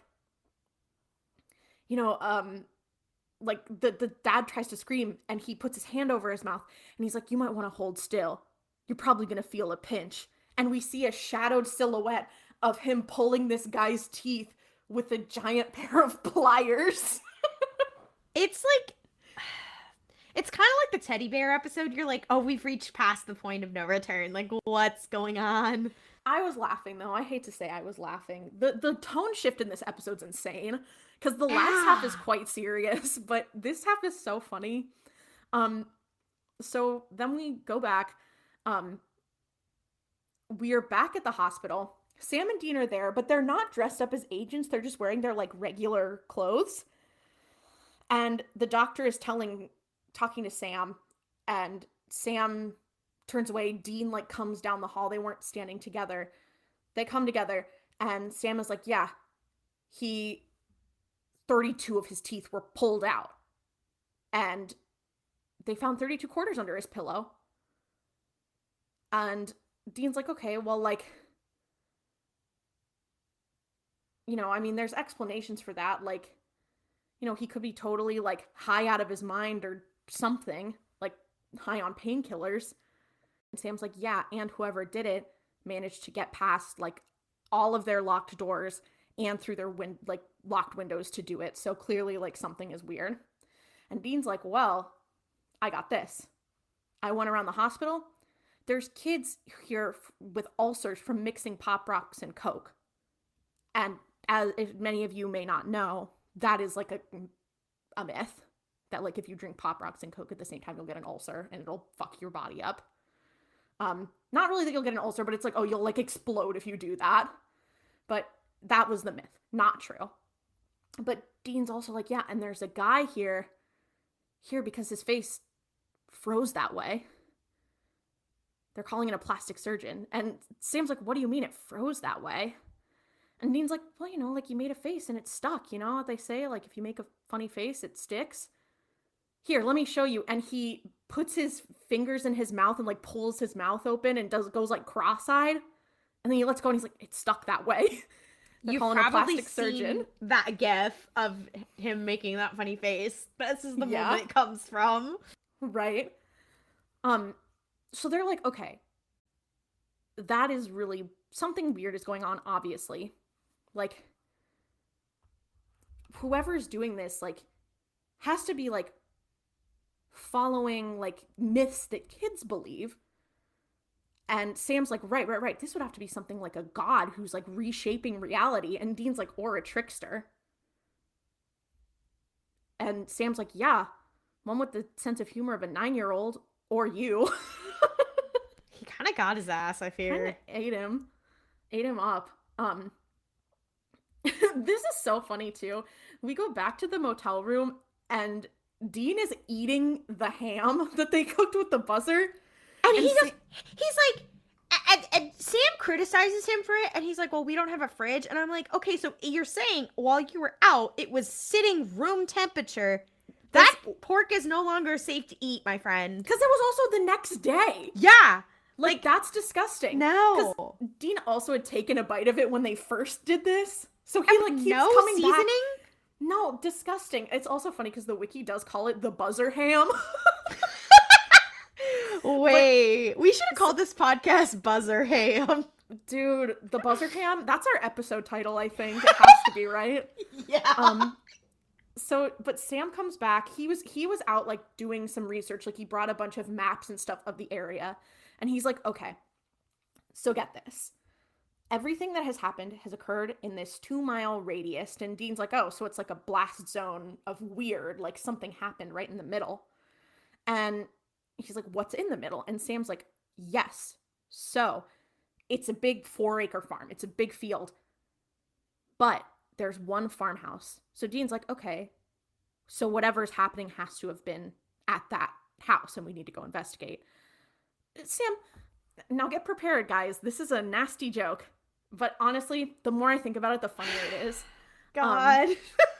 So Dean's like, Sam, just like out of curiosity, the motel we're staying in, is it also in this like zone? And Sam looks at the map and he goes, yeah, actually it is. And Dean's like, right. So I've been bored out of my mind and alone. And he flirted with a nurse back at the hospital. And he's like, I've been thinking about the hot nurse all afternoon. And he lifts up his hand and it is hairy. His palm is hairy. And Sam is like, oh my fucking God, that is disgusting. Go take care of that and do not use my razor. You know, you can go blind from that. For those of you who might not know, God, the myth is that if you jack off, your palms will get hairy. So that's a joke, because that Dean was flicking the bean. And okay, but here's my thing, is that's something that maybe like a teenager might know. That kid is like 10. Yeah, well, I mean, kids, hold on. We actually know when, we're getting ahead of ourselves. Yeah. We're getting ahead of ourselves. So they go to this house. They're in their FBI get-ups. But they realize like there are no cars in the driveway. It doesn't look like anybody's home. So Sam goes up and starts to pick the lock. But then the door opens and there's this kid. And I believe that this kid, if this was in October of 2009, I think he would be what, 11? Yeah. Yeah. So this kid is 11. Yeah. Yeah. And this kid opens the door and he's like 11. And Sam is like, oh, like tries to hide the fact that he was clearly lockpicking their door. And this kid's like, Sam's like, oh, like, what's your name? And he goes, who wants to know? And you know what? I respect that. You don't talk to strangers and you don't talk to cops. So Dean and Sam pull out their like FBI badges, and the kid's like, let me see that. And he grabs it from Dean's hand. This kid is so cute. I'm obsessed with him. But he looks at them and he's like, so you guys don't knock anymore? And he's correct. Yeah, and they're both kind of look at each other and they're like, yeah, you know what? Are your parents here? And he's like, no, they both work during the day. And Dean is like, do you think we could come in and just like take a look around really quick? I mean, we're the authorities. We're the good guys. Okay, sure. But the kid is like, seems like not super trusting, but he's like relents. He's like, okay, yeah, like come in. They walk in the house and they realize that he is like cooking on the stove. And Sam's like, oh, what's that? And the kid's like, well, it's soup. You warm it up and you eat it. And Sam's like, no, I know what soup is. I was just surprised because you were, making your own food. Because again, he's a kid. And he's like, yeah. And Sam's like, well, I had to do that too when I was a kid, cook for myself. And this kid's like, well, I'm not a kid. So, and Sam's like, right. So sorry about that. So jot that down. And I'm like, Sam, Dean was cooking for you when you were a kid. Be real. It's like in the flashbacks even, Dean making the soup. Like, yeah. Dean make the soup. He make the soup. That's the new episode. Dean make the soup. Dean make the soup. Sam and this kid are having this interaction, and Dean looks at the fridge, and he's like, hey, did you draw this? And he pulls off this hand-drawn picture of this dude who's dressed almost like a biker, and he's wearing big fairy wings and a tutu, and it's the same guy who was like the tooth fairy who pulled that guy's teeth earlier. And he's like, did you draw this? And the kid's like, yeah. And Dean's like, oh, like, who is it? And he's like, it's the tooth fairy. My dad told me that's what he looks like. I'm surprised you don't know. And Dean's like, yeah, you know what? So true. What can you tell me about this? And he pulls out the itching powder. And the kid's like, it'll make you scratch your brains out. And Dean's like, well, what about mixing Pop Rocks and Coke? And the kid's like, it'll put you in the hospital. And Dean's like, well, what if you make silly faces? And he's like, well, you'll freeze that way. And then Dean pulls out like the buzzer and is like, what about this? And he's like, oh, you shouldn't have that. It's dangerous. And Dean's like, no, it's not. See, it doesn't have batteries. It's kind of lame. It just kind of buzzes in your hand. It's not actually electricity. And this kid looks at Sam, kind of nods, and he's like, yeah, right. I guess that makes sense. Sure. And Dean presses the buzzer up against Sam, and it buzzes, and it doesn't shock him. And Sam looks at him like, bitch. What? He like jumps back, like, what? Yeah, because he's so afraid funny. Of becoming the buzzer ham. Buzzer ham Sam.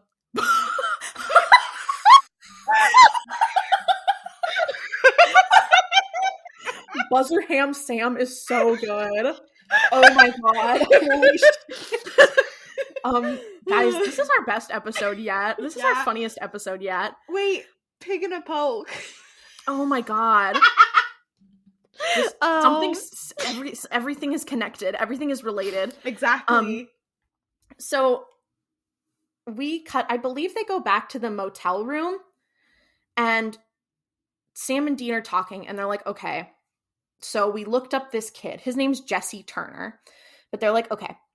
Sam is like, I found out that this kid, he's adopted.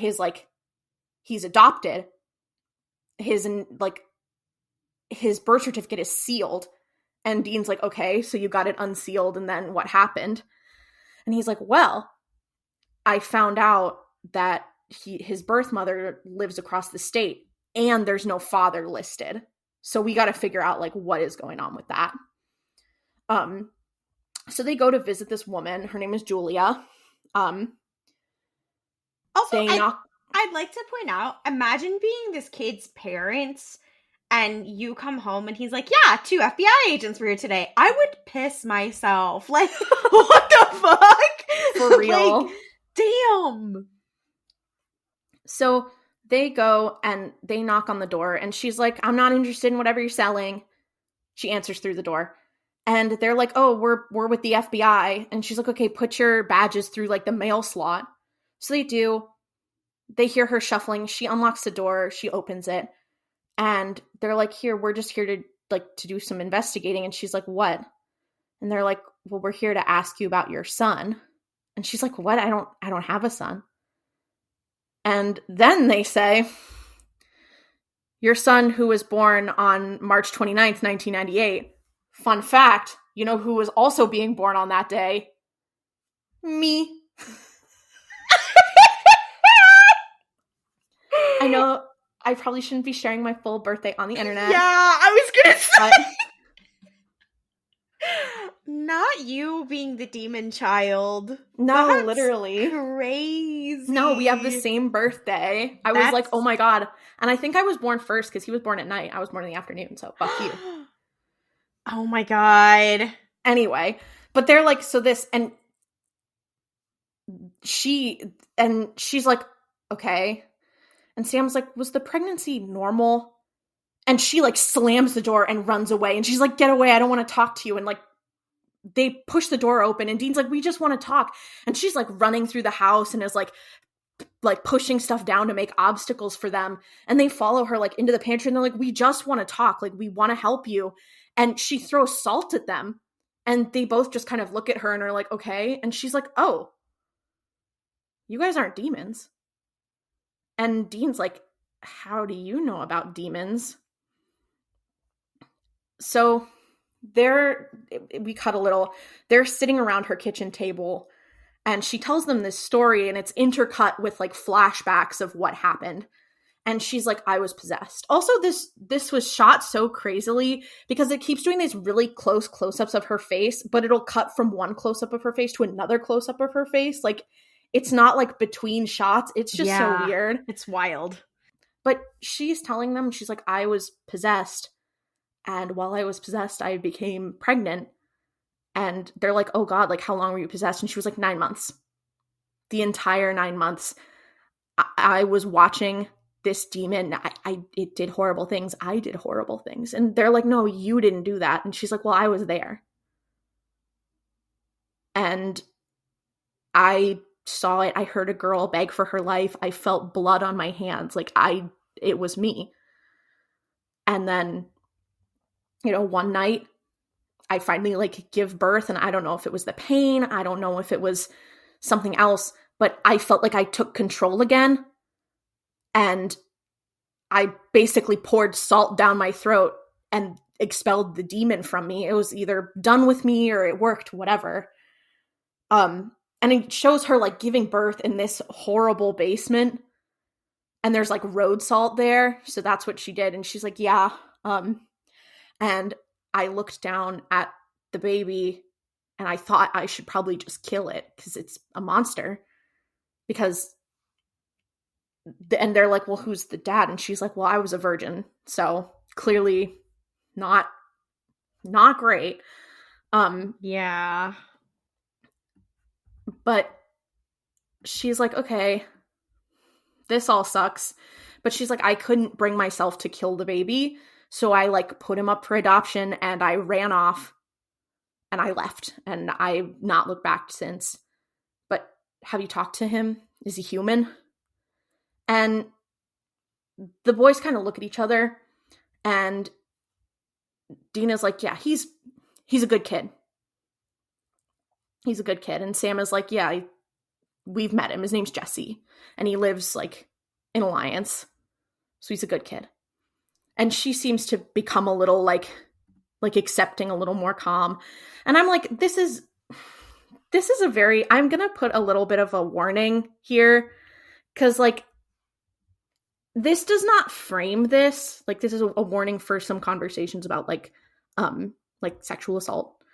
This does not frame it like that, but that's definitely what is happening here. Especially like, with when the demon comes back and like how it talks to her, you're like, yeah, spoilers for later, the demon who did this does show up again. Yeah. And it's a very uncomfortable, weird feeling. Yeah. And you're like, oh, that's shit. Like, yeah, it's quite dark. And I think the thing with this show is that like and this is kind of like the same thing we are talking about, how like when it deals with pagan gods, which I know is a silly connection, but it's like it never treats anything with the severity or reverence that it should be treated with.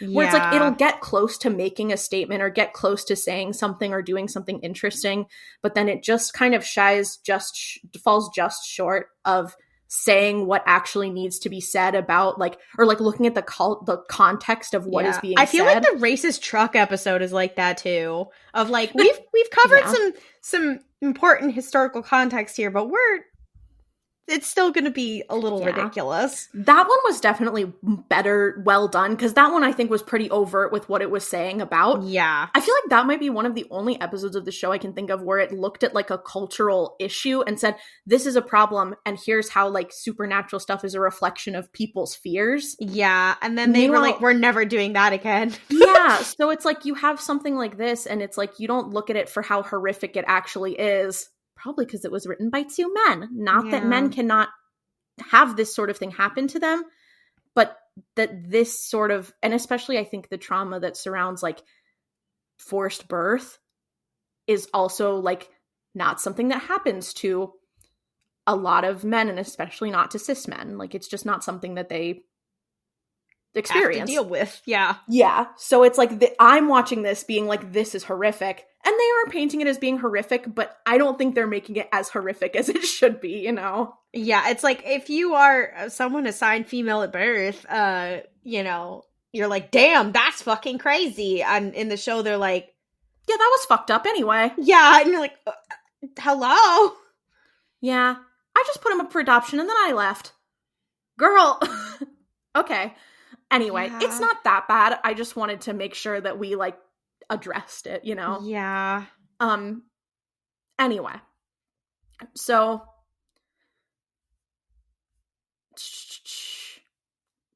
the boys leave her house, and as they're walking out, they're like, okay, so clearly this kid is like part demon, like something weird is going on. We need help. And who's here to help them? In maybe one of his floppier moments, is Castiel. They get back to their motel room, turn on the lights, and who's there? Cass. Everybody clap. Yay. Yeah. And Sam's like, oh, you got our call. And he's like, yes, well, it's actually a very good thing that you found this boy, because there's a lot of shit here. Also, when they walk out of talking to this woman, Dean is like, we're going to need to get some extra help in here, whatever. And he's like, I've got to call my boyfriend. We got to call my boyfriend. He seems a little excited. I'm just saying. Yeah. So, they're in the motel, and he's like, this child, Jesse, is what some cultures call a Cambion or a Kitoko. And the Bible refers to it as an antichrist, half human, half demon. And he has these like insane powers. And they're like, okay, the Antichrist, but isn't that like the son of the devil? And he's like, well, it's a devil. It's kind of semantics. Like, that's not quite what it means, but it's half demon, half human. And also, in retrospect, this is hilarious, considering that the actual Antichrist and the son of Satan becomes a major character in the later seasons. Yeah. Hello to Jack. Because it's also, I also must add, he does not say he's the Antichrist. He says, like, Antichrist, not the royal Antichrist. Yeah, well, because the royal Antichrist is a Nephilim. He's half angel, half whatever. And, like, it's just really hilarious because it's basically like, again, when I was talking about how Andrew Dabb took the smaller plot line and then made it bigger later, like they have the same, their positions are almost flipped later on, spoiler alert, where Castiel is like, we need to save his life, and Dean's like, no, let's kill this bitch.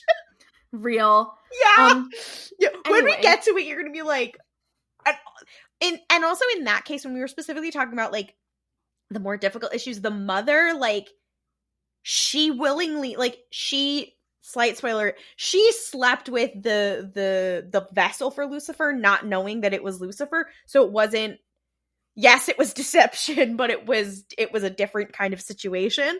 Yeah. And there's like a weird abortion metaphor in that whole plot line that is really insane. Because the baby isn't born yet. The baby is 11 here. That's different. But like, the baby is a grown up. Post-birth abortion. He's not a kid. Trump's post-birth abortion. Shut up. Don't ever say that again to me. Anyway, so, okay, but Cass is like, okay, so this kid has, like, insane powers because he can draw on, like, human and demon stuff. Like, they never really explain why he's so powerful, but I guess just because he's weird, different. And they're like, okay, well, like, if he's so important, why is he here? And this is also so stupid, but Cass is like, well, the demons, like, lost track of him when he got given up for adoption, and his power hid him from demons and angels. And I'm like, the fact that they would not have someone monitoring her 24/7 when she's about to give birth with the Antichrist is kind of insane. No, this is why hell needed Crowley, because he organized them. If Crowley had been in charge, this would have never happened. But they are all over the fucking place. Also, I'm just like, how hard is it to do?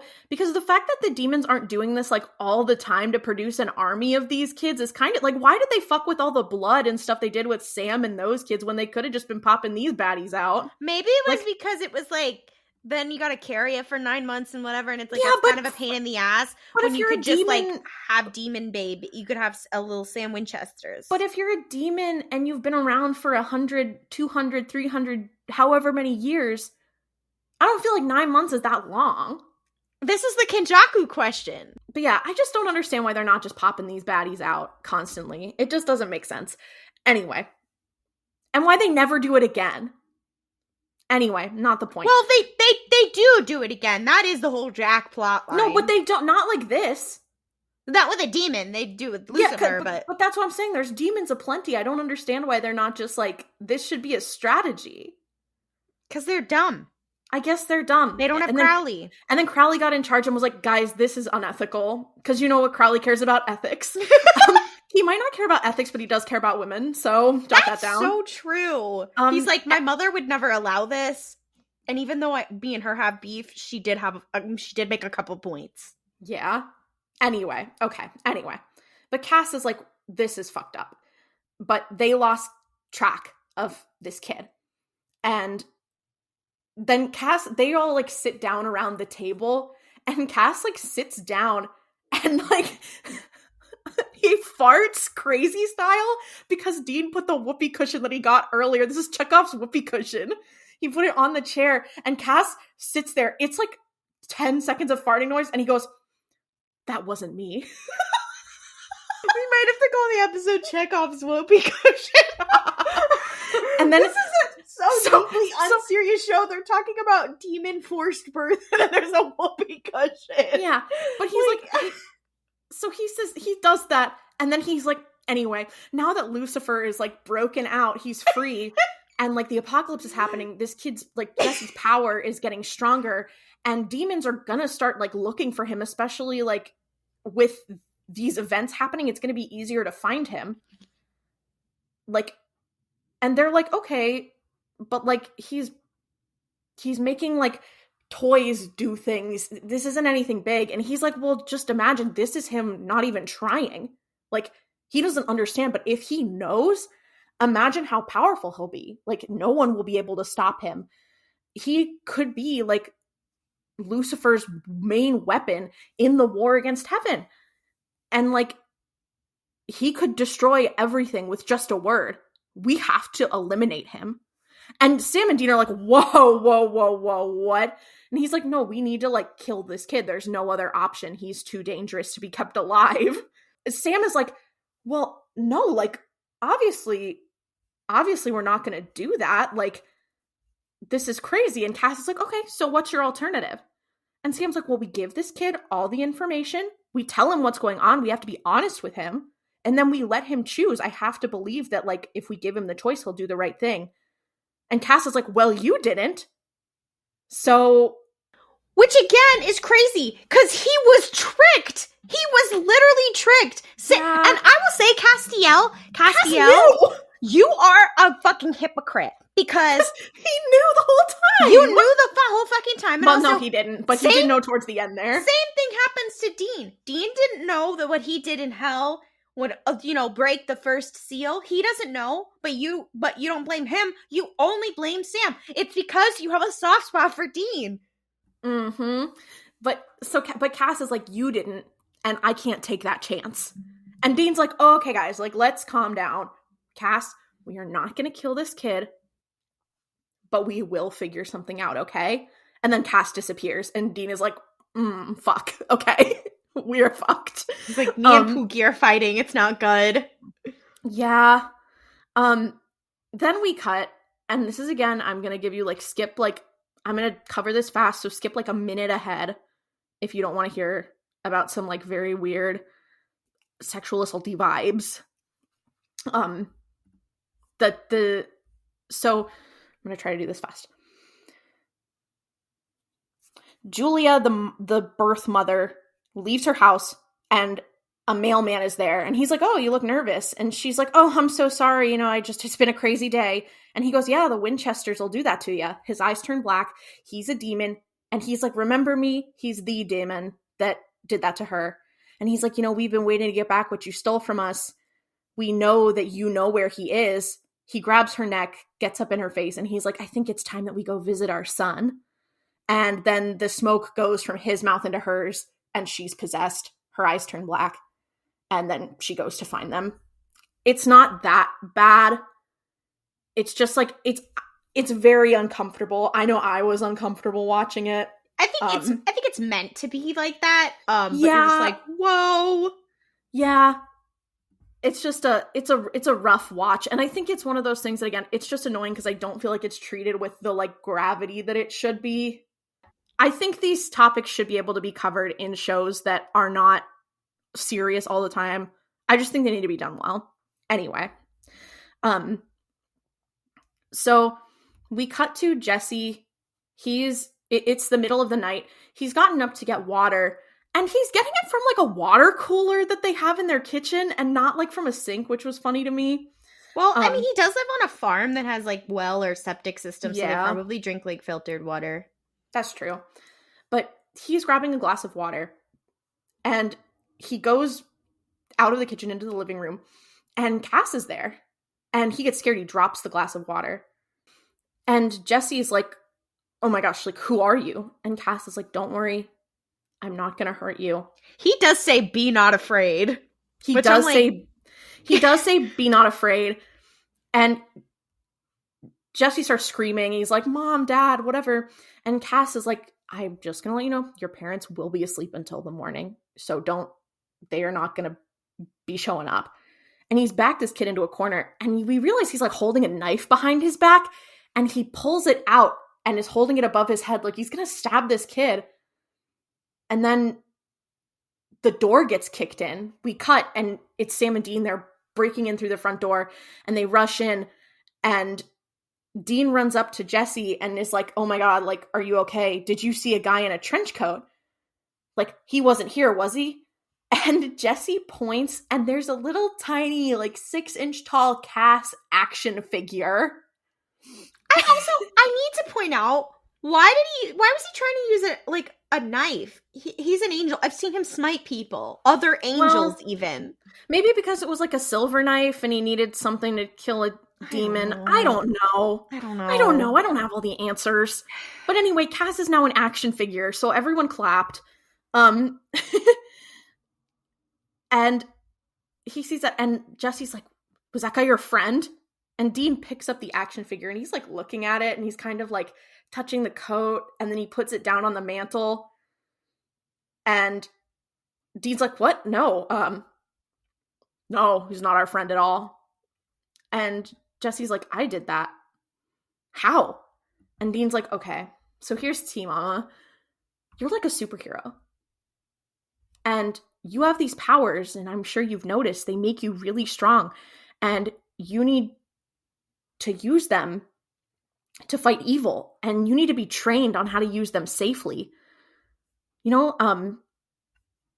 It's very important. And he's like, oh, like the X-Men. And he's like, Dean's like, yes, literally exactly like the X-Men. In fact, we're going to take you to our secret base in South Dakota. And there's a guy who's like Professor X. He's even in a wheelchair.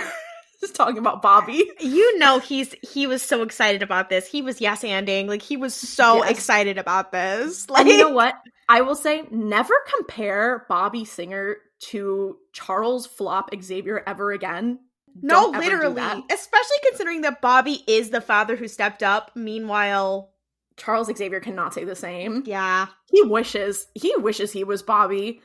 But he's kind of getting this kid's like starting to get interested in it. And then the door flies in again. Sam and Dean fly up and are pinned to the wall. And it's Julia, the mother. And she's like, oh, you guys are here. Don't worry, Sam, I'm not going to hurt you. But I was encouraged to hurt you, Dean. And she's like clearly like putting pressure on them with magic, like pushing them up against the wall. They're in pain. And she's like, Jesse, these people lied to you.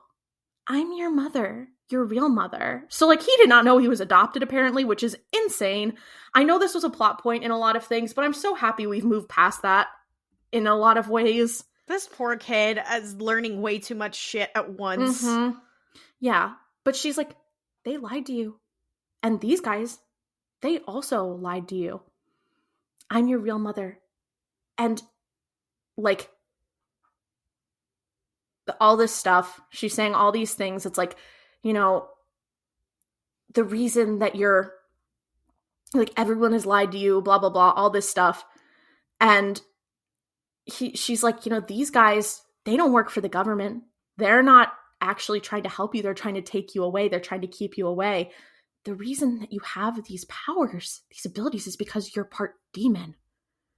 Like, you're so strong and you have the power to like make the world a better place, to fix everything and to fight, and is like riling him up. And this kid's getting angry. Like the house starts shaking, the like things start falling off the mantle. And Sam is like, Jesse, like, listen. And she grabs his throat with like telekinesis, and Jesse's like, stop it. And suddenly her power just like stops working on Sam. And he's like, I want to hear what he has to say. And Sam's like, okay, give me just a sec. I'm just going to tell you, like, be so real with you. We did lie. And then the demon is like, no, fuck you. And Jesse is like, sit down and shut up.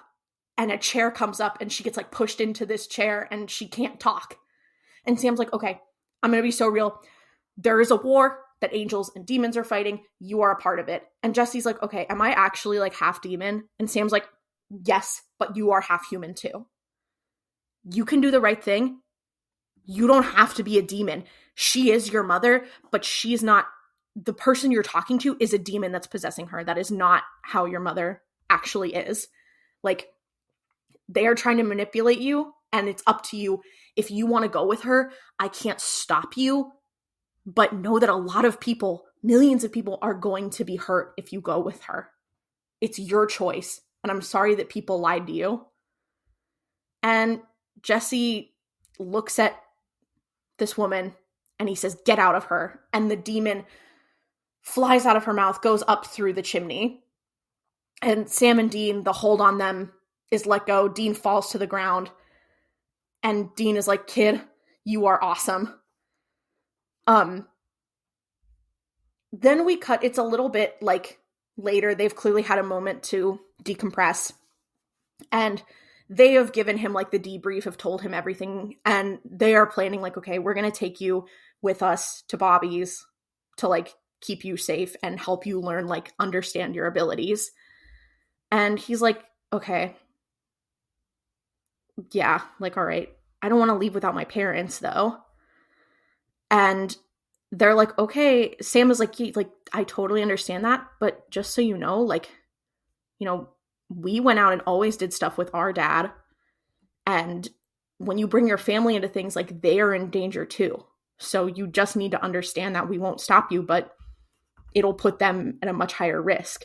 And he's like, okay, well, then I just want to go say bye to them. And they're like, all right, cool. And Dean's like, hey, so like a quick thing, really quick. This guy over here, he picks up the Cass action figure has been dropped on the ground. He goes and grabs it, gently caresses it, picks it up and goes, do you think you could like restore this guy here? He's kind of our friend. And Jesse's like, he tried to kill me. And he's like, right. He was confused. And then Jesse goes back up to like go get his stuff, and Dean's like, "Okay, we'll circle back around to this. I'm kind of later." Okay, he's like, the way that he's like starting to panic. He's like, "Oh my god, Pookie is still an action figure." He's like, "Fuck, he's such an idiot. Damn it, he did this to himself." So we see Jesse. He like opens the door. We see that his parents are asleep. He doesn't want to wake them up, so he closes the door. And he goes into his bedroom, and he sits there, and he looks up at a poster on this wall that says, I think it says, like, Surf Australia. It's, like, whatever. Back downstairs, Sam and Dean are talking, and they're like, fuck, so what if they never turns Cass back? Like, are we fucked? That's not good. And they're kind of going back and forth about how fucked up this whole situation is. And then Dean's like, you know what? He's been gone a little too long. So they like run upstairs to his room and realize that he's not in his room. And there's a note on his bed. And Sam was like, oh, fuck. Here. He opens it up and reads it out. And he's like, this says that he says he's sorry. He wants to keep his parents safe. And he's leaving. And Dean's like, oh, shit, we have to find him. And then who appears but Cass? He's there, and he's like, well, just so you know, and kind of freaks them out because they're both like, oh, God, I thought you were an action figure. But he's like, no, I'm real. And he's like, just so you know, like, Jesse restored everyone who fell victim to his like, beliefs. So I'm assuming that the person who had the babysitter who'd scratched her head open is just alive now. Yeah, I was like, is she alive? Like all these people just got up. I guess they're fine, but Cass is like, yeah, they're fine, and he's gone. And because of the nature of his powers, he will only be able to be found if he wants to be. And just so we all know, we never see this kid again. We never see hide nor hair nor speak of him ever again. It's so wild. Like, it's so clear that this could have been a big plot line, and it's just like, and we don't even have a writer's strike to blame for this. Yeah. Then we cut. Sam and Dean are leaving town. They're talking back and forth. Sam is like, man, it's like messed up that we told this kid the truth and it like totally ruined his life. Like, he's never going to be able to go back now. And Dean's like, you know, I'm getting why people lie to their kids. Like, it protects them. It like lets them go to bed feeling safe at night because they don't have to deal with the real world. You know, kind of wish our dad had lied to us a little more. And Sam's like, yeah, I agree with that. And then the episode ends. It's so depressing. You're like, yeah. What? It was a pretty good episode, all things considered. Like, I feel like this is definitely one of the stronger episodes in season 5. And you know why I think that is? Because it focuses more, like, yes, there is the battle of, like, the war between heaven and hell, but it's also very much a, like, it realizes that the most interesting part of the story is often the plot itself, like, the story. Yeah. Like, the one-off, the monster of the week that's happening, as opposed to, like, being 100% dedicated to being like, oh my God, this fucked up thing is happening. Like, there's a war, whatever. Like, yeah. But I thought this was quite well done. Like I said, I have some issues with some of it, but that is par for the course for TV in this era. Yeah. unfortunately. Yeah. It is wild that he never shows up again. Like, right? What the fuck? I do think it's very powerful, though. I think one of my favorite parts of this episode is getting Cass with the whoopee cushion. I feel like that is so important. It's a very, like, famous moment. Well, it's not as famous. It's underrated, is what it is. It is. It really is. Yeah. No, but I don't know. I enjoyed this episode. I enjoyed both of these. I feel like, I'm trying to think, I feel like these are pretty good, like, the second half of season 5, not the second half, because this could not, I'm just realizing, you know what? This is episode 6. This was not a mid-season finale. No. I think that may have been maybe the reason that last episode had that big, like, thing at the end of it was because it was, like, finishing the first, like, real arc of the first of that season. I guess. I don't know. I forgot. Anyway. I also forgot that Dean says, "That'll do, pig," to the pork roast. He does say that, doesn't he? To the buzzer ham. The buzzer ham is really important. Like, guys, when we get Mystery Spotcast shirts, do we want ones that say buzzer ham? Would anyone buy a buzzer ham shirt? Buzzer ham Sam bumper sticker.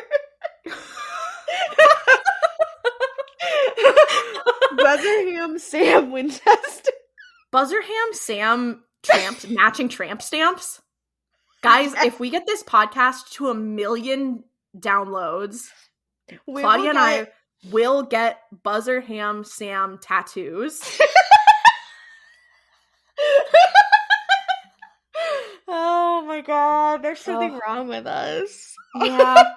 Is that all? Is that all, folks? Yeah. That's all, folks. That's all, folks. No, Speaking of Porky. Christ on a cracker. Oh my god.